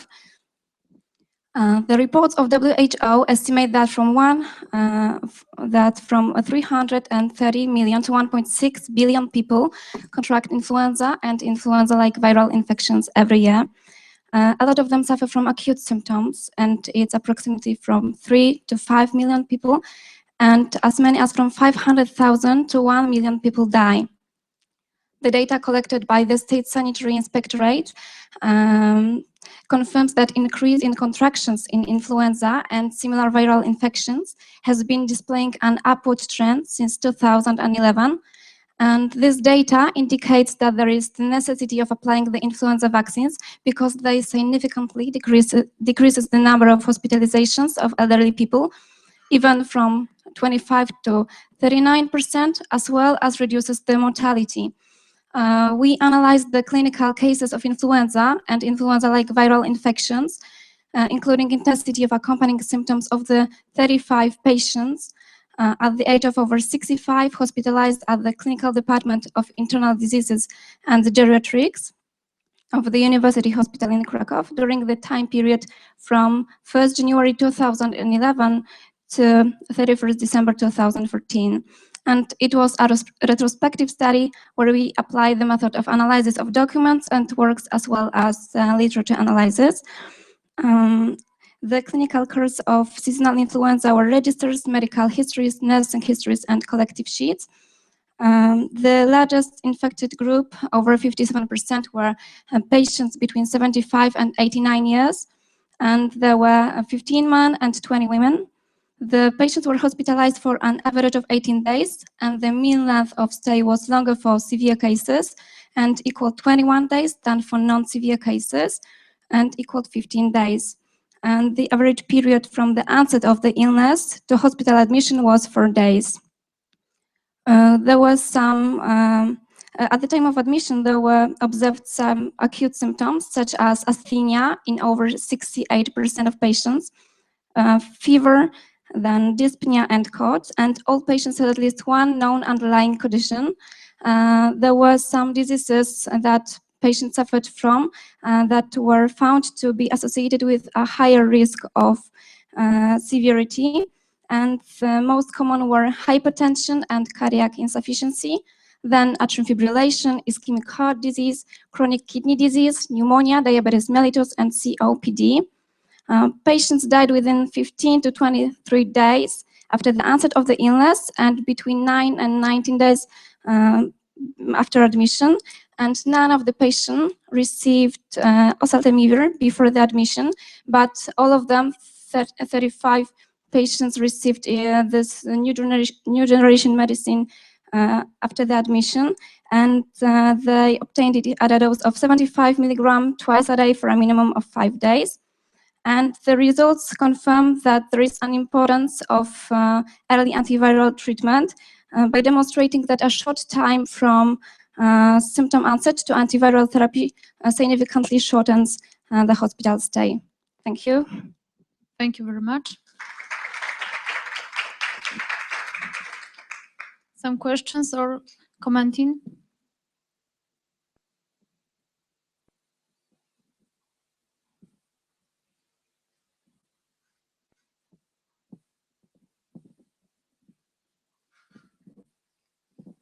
I didn't understand something. I don't understand something. No, because at least the study was conducted from January the 1st, 2011, till the end of 2014. So it's at least 3 years. Yes, Yeah. it was a retrospective study, and we analyzed all the cases. All the cases at the moment this patient that was dead. The patient. So up in between in patient who was later on went home. They died at home or in the hospital. Yeah. No, it was only this type of patients, or it was all patients.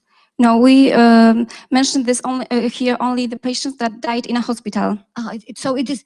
So and what is the percentage of patients admitted to the hospital and died in the hospital? Because it means that not so many patients died in the hospital. Yeah. Because I don't know how many patients, at least during these 3 years, died in the hospital. Because how many patients were in this hospital? Yeah, we didn't analyze how many. Yes, it's how many true. patients were during these 3 years in the hospital? Yeah. Yeah, we only analyzed the time after the admission and after the onset of the illness, but really we didn't mention here how many patients really died. Yeah, because it is something. Because from this poster, I know only about the dying person. I don't know how many recover. It would be good if you'd add this information. How many patients recover after being in the hospital? Because this is, for me, it is tragic. It's only dying patients. Yeah.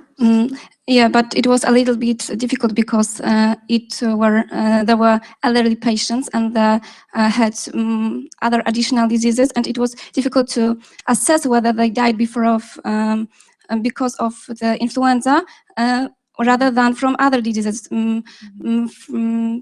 Because so now I understand, but it will be. Yesterday was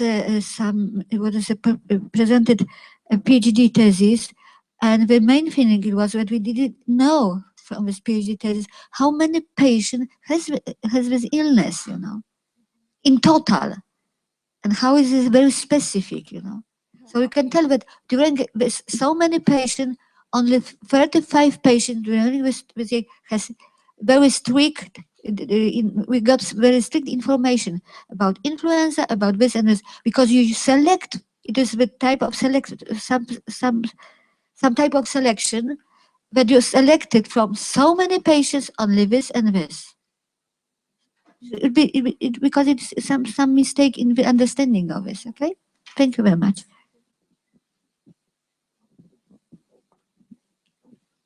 Thank you very much. And now next poster. Agata Orkish, Anna Pawińska. Married men have lower testosterone levels than men who are single.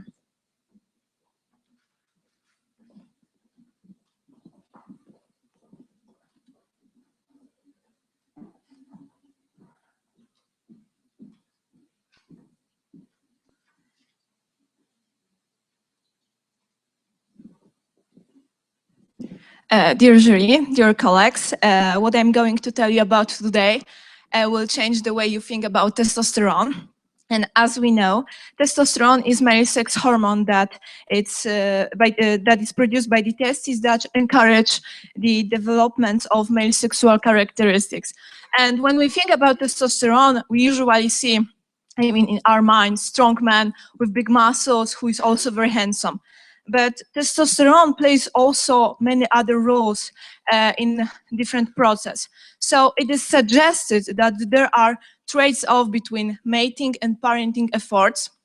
And further, it is hypothesized that these trades-off are related to changes on testosterone levels in men who are involved in long-term relationships or get married. So the aim of our study was to test the hypothesis that married men had lower testosterone levels than single men. So the data that we used in our study were collected in 2011 in Mogilnica Human Ecologic Study Site, which was located in southern Poland in Słupnice. And the study was conducted in rural population and considered 115 men between 18 and 70 years old. And participants were asked to collect 2 salvia samples, 1 morning sample and 1 evening sample. And to analyze that samples, we used analysis of covariance to compare testosterone levels between married men and single men. And as you can see in figure 1, we find that there is no significant correlation between morning testosterone levels between married and single men, but we find that correlation in the on evening testosterone levels, as you can see in figure 2. And that correlation was that married men had 32% lower testosterone levels than single men. So it was quite huge difference. And to conclusion, changes in testosterone between married men and single men reflect the differential allocation in mating versus parenting effort, and higher testosterone levels support competition with other men, and it's more beneficial for single men. And the lower testosterone levels support involvement in the current relationship or get married. So I hope that somehow I've changed the way you may think now about testosterone, and thank you for your attention.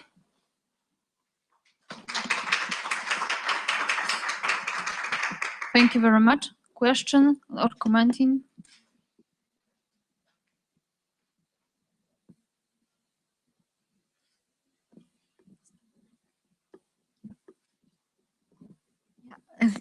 I have, because it's very difficult for me to check, I have your abstract. And altogether, it was collected 115 men, age from 18 till 78. How many of them are married and unmarried?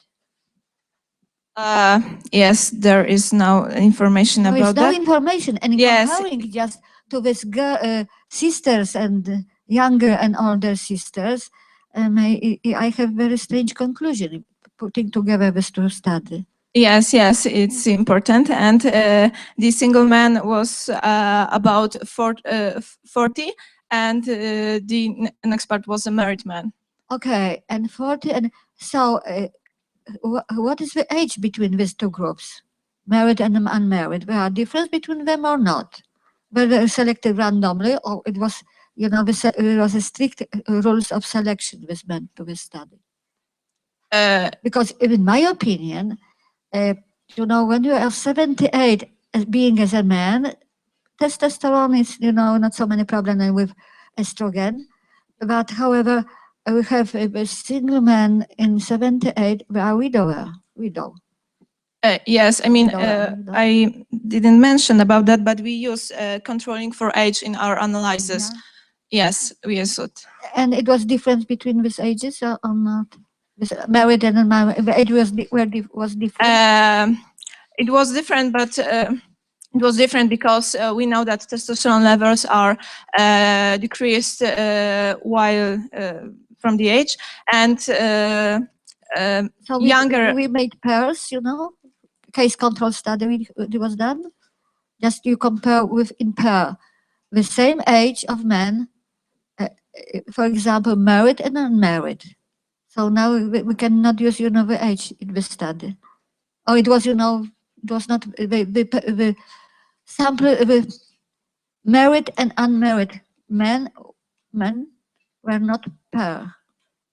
It was a case control study, need to be one group, and we added to this group control group. With this, you know, trying to not to put to the analysis, you know, for example, age. Because, you know, it was a huge age, it was almost 60 years. Yes. Yes.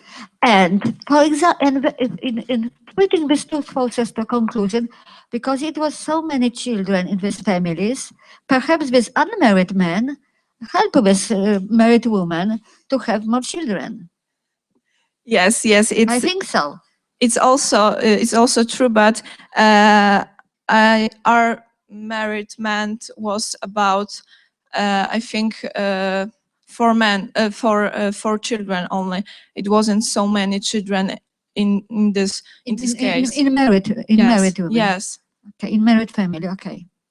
Thank you very much.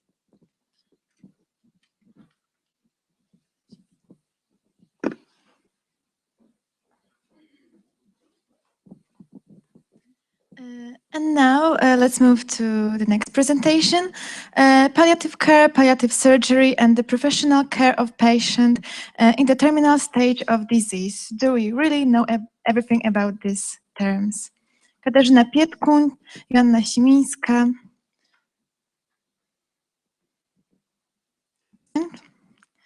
So, studying the influence of unorthodox medicine on healthcare. Really? So next presentation, dietary compliance and awareness of primary care patients with dyslipidemia. Joanna Kwaśniak, Dominika Drwiła, Monika Pyzio, Sylwia Kopeć, Andre Brejs.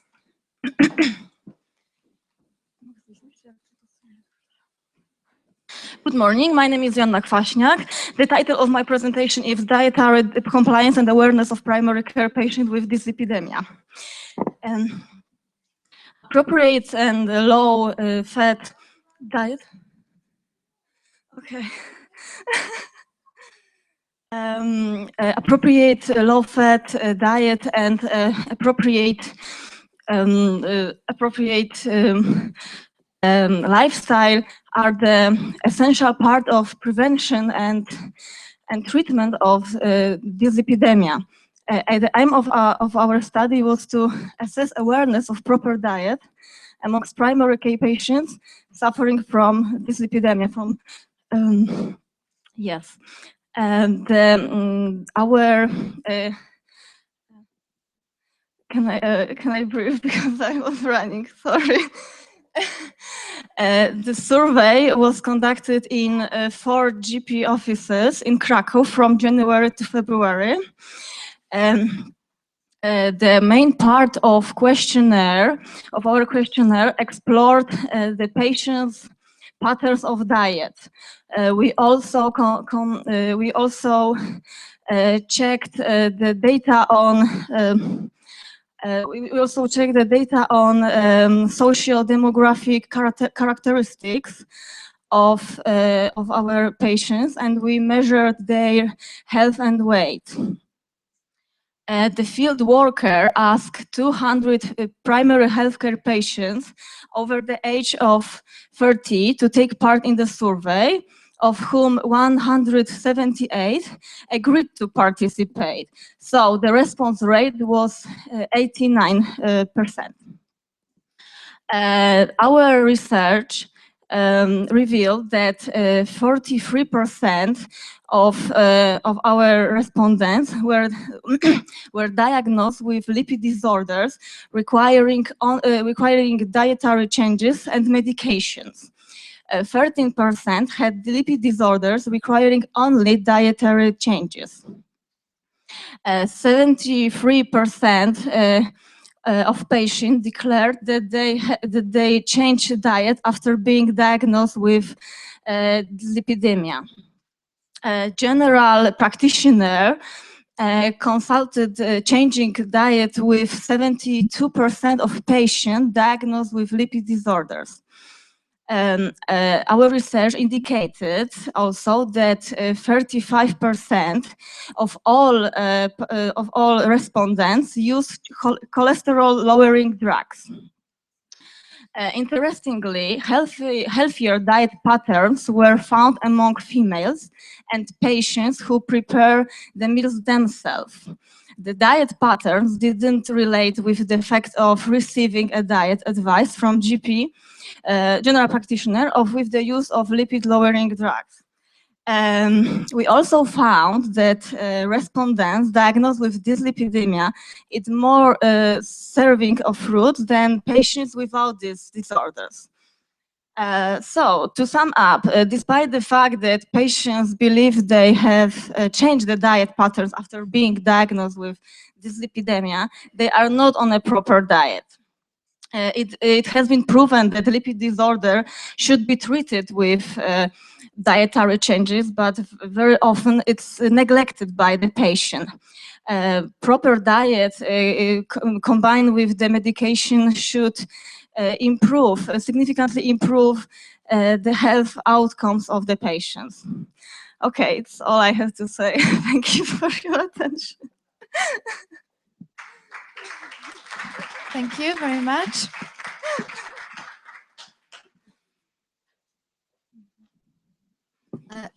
Especially, thank you very much for this material and methods, because we exactly know how many patients you try to try to check their diet, and at least how many agree to work with you.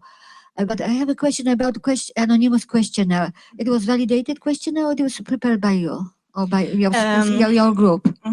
Okay, this questionnaire consists of 17 questions, and the questions which are concerned with patients' patterns of diet come from a validated questionnaire made by Professor Kolarczyk from Jagiellonian University Medical College.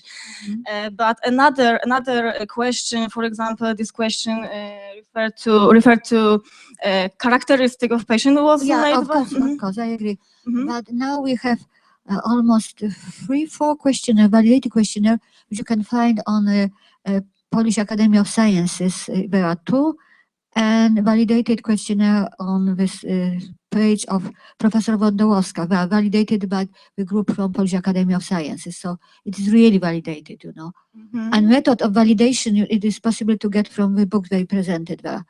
And another question is, because we exactly know when hypercholesterolemia, it's very often it is not possible to put down cholesterol because of diet. Because, yes.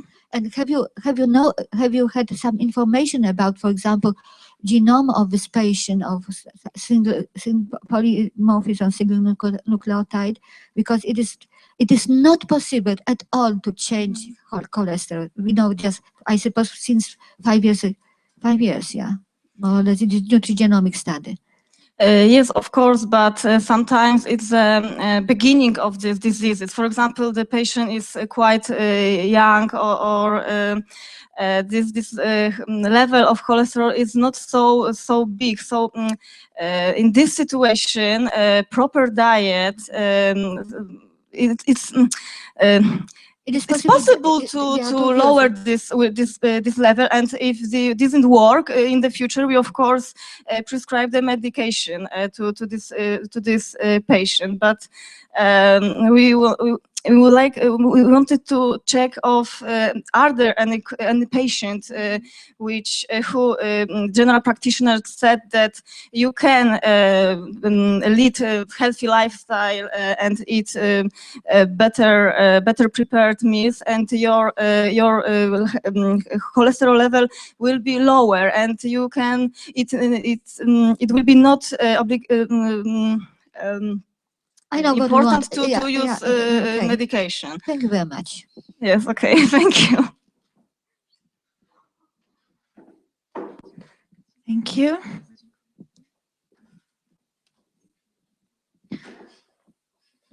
And now, Yevgeny Kostyushenko, Jessica Zafra, Mikhail Medvediev. The research of HIV or AIDS incidence and prevalence in Ukraine and the Philippines.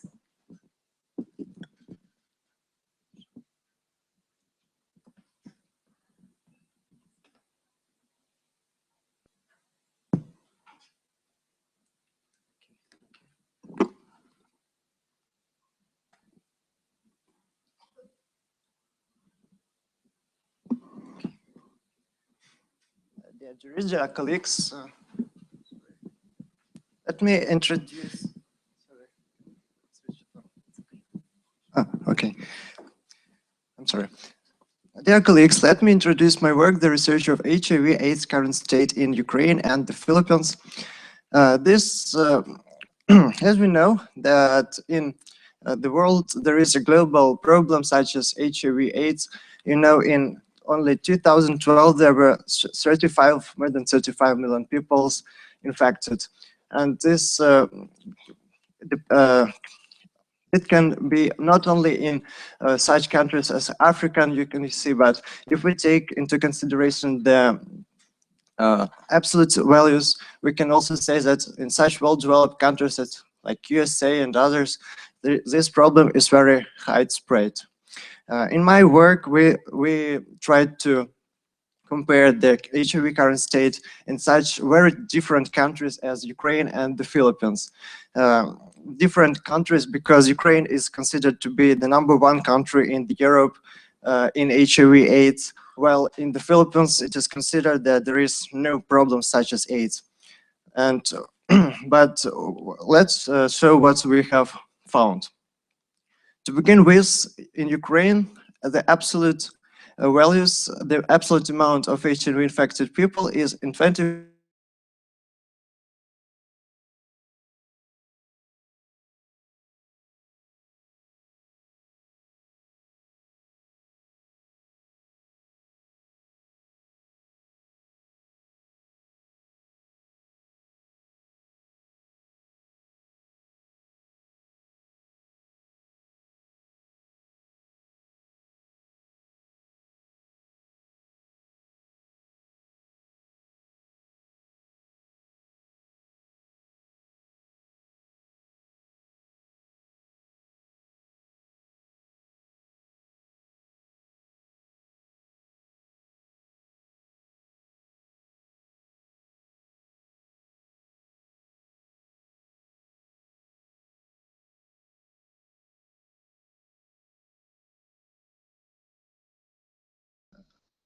The same rate shows that in Ukraine, one person gets HIV every 25 minutes, or it's a lot higher, I see. But in 2013, this rate was one person per 24 minutes. So during this 1 year, from 2013 to 2012 to 2013, this time has changed only for 1 minute, while in the Philippines it has changed on a lot of minutes. So you can see that in the Philippines, according to this rate, the time of first spread of HIV is in 45 times higher, according to these statistics. We also have compared the amount of HIV infection new cases in dynamics, in trends for the last 10 years. And as you can see, from 2012 to 2013, this trend showed that the HIV new cases incidence has started to decrease in the last years. While in the Philippines, it was very low for several times, but at the end, we can see that it has grown up very extremely highly. And as for AIDS new cases, the trends are absolutely the same. We can see that in Ukraine, it was growing up, but in 2011, 2013, the rates are stopped in growing. And in the Philippines, it started to grow very rapidly. And the amount of deaths due to AIDS, also, we can see that since 2011, the rates are started to slow down, while in the Philippines, they're growing up very rapidly. So the conclusions, although the situation with HIV in Ukraine and the Philippines is different, in Ukraine we can see a very high level of HIV infection for the moment, but in the Philippines we can see that the trends of spreading, the speed of spreading is a lot more higher and it increases, while in Ukraine it has stopped. So if we can say for the moment there is no problem for the Philippines, it doesn't say that in some years we will have no problem such in Ukraine. Thank you for attention.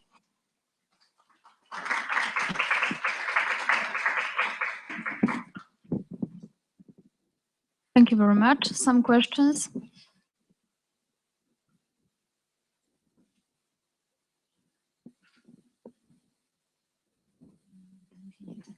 Yeah, it is quite a nice study just to compare with two countries. I was in Ukraine, I suppose, in 1969. In Philippines, I was in 2004. But my knowledge about these two different countries is just from, not only being there, but knowing the situation which is going. And because you have some study about the done by pharmaceutical faculty, and I know that problems started with HIV in Ukraine. It is just years maybe 95, 96. It was some, I don't know why, but it was a high increase of this illness. In the Philippines, since I suppose 2005, there was Catholic country, because most of Philippines are Catholic. It was the country which was first colonized by Portuguese shippers, soldiers, how it's now. And now it was the situation, social situation in Philippines changes. We have specific type of touristic, and it's so many foreigners just there. Philippines are not, they have no money. The families are huge. Normal children, number of children in the family is 8, 10. If 4, it is bad.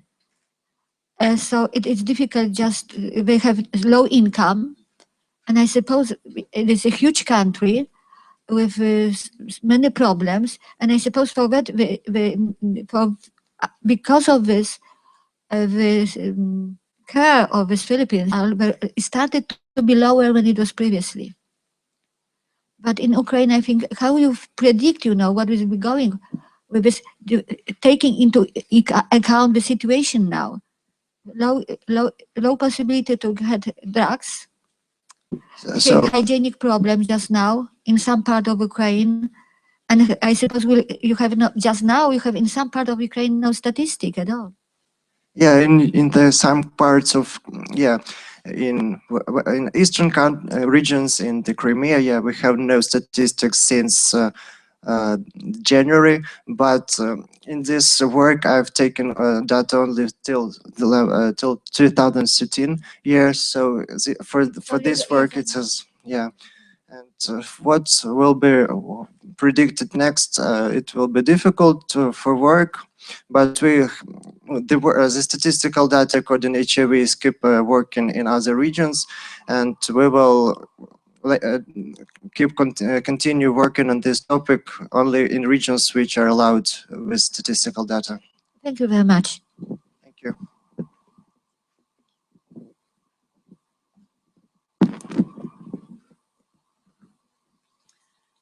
Okay, is someone coming?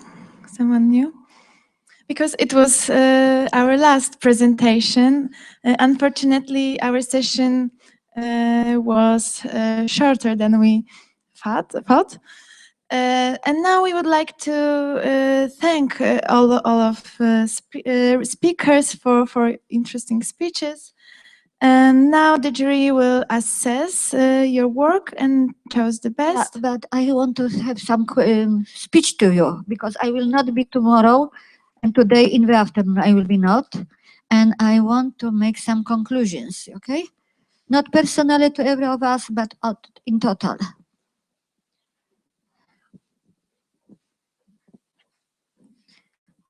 As usual, it was my great privilege to be at this session. I am very unhappy because first time, I suppose, since when I'm being here, it is not so many students and PhD doctors. But subjects just what you have presented here are very important for public health, for health sciences. And at least you have it with one presentation when we know that this question, talking about public health problems are very difficult, and you present them very well. Even my questions, which was very strange for some of you, but this question, I suppose, give you some information what to change inside your presentation on how it should to be later on.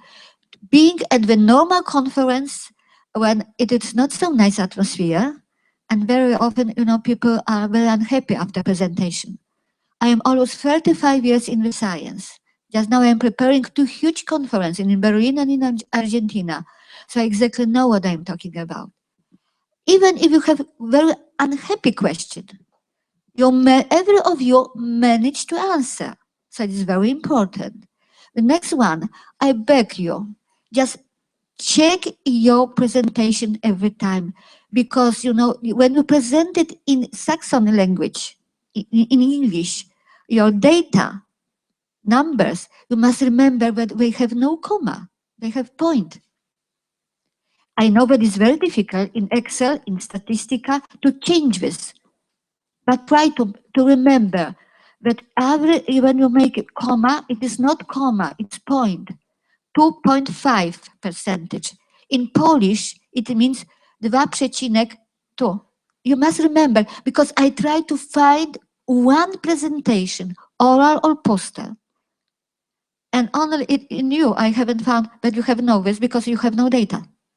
This type of data. So you manage. This, this one about sisters and son and younger or older sister. But every time, if I find that half of the presentation is okay, the last one is not so good. The presentation are well prepared. I'm not telling about poster, because poster session is very specific, Normally, I found that it's in several conferences we are not, we are not taking paper with you, only just you sending this presentation, and for example, 5 minutes we are presented with. But because all presentation, all poster, not. Sorry, because I got up at 5 o'clock in the morning. Oral presentation were very good. Not so many data. For me, it was visible to read. I managed. It was not so many mistakes. There are some, but I did mistakes. I do mistakes too. So when I am seeing it just in presenting, oh my God. So this I'm not telling. It's everybody has such type of event in their life.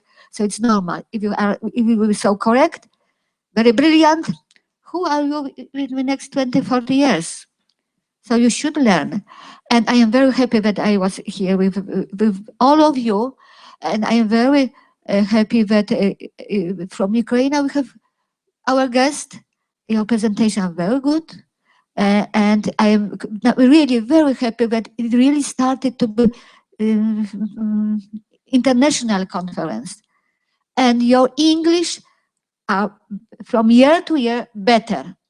It is really very fine, because the first time when I was here, it was several years ago, there was only one English presentation, and this person was very surprised because it's international conference, so he thought that it should be in English, the rest was in Polish. Now everybody is presenting in English, we have discussion in English, and we manage. But we should remember that we have own Polish language, Ukrainian language, and we should protect these languages too. It's not only English, only doing with science. But in Poland, we have very good Polish papers. I know that in Ukraine are very good papers. So it is important to protect our language too, our national languages. But it is just easier just to compare, to transfer knowledge when we use English. Thank you very much. And I think that some of you will get some awards, but it is scientific committee, not me. It is, student scientific committee. Thank you very much. Thank you very much.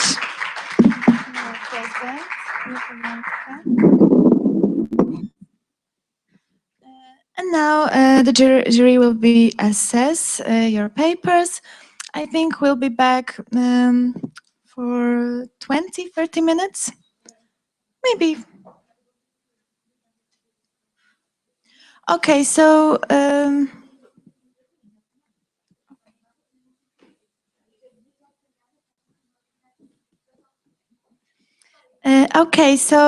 results will be displayed in about half an hour.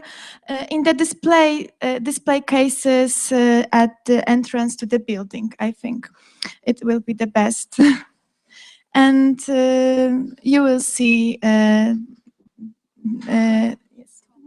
I think 20 minutes. Please leave this room, okay? Thank you very much.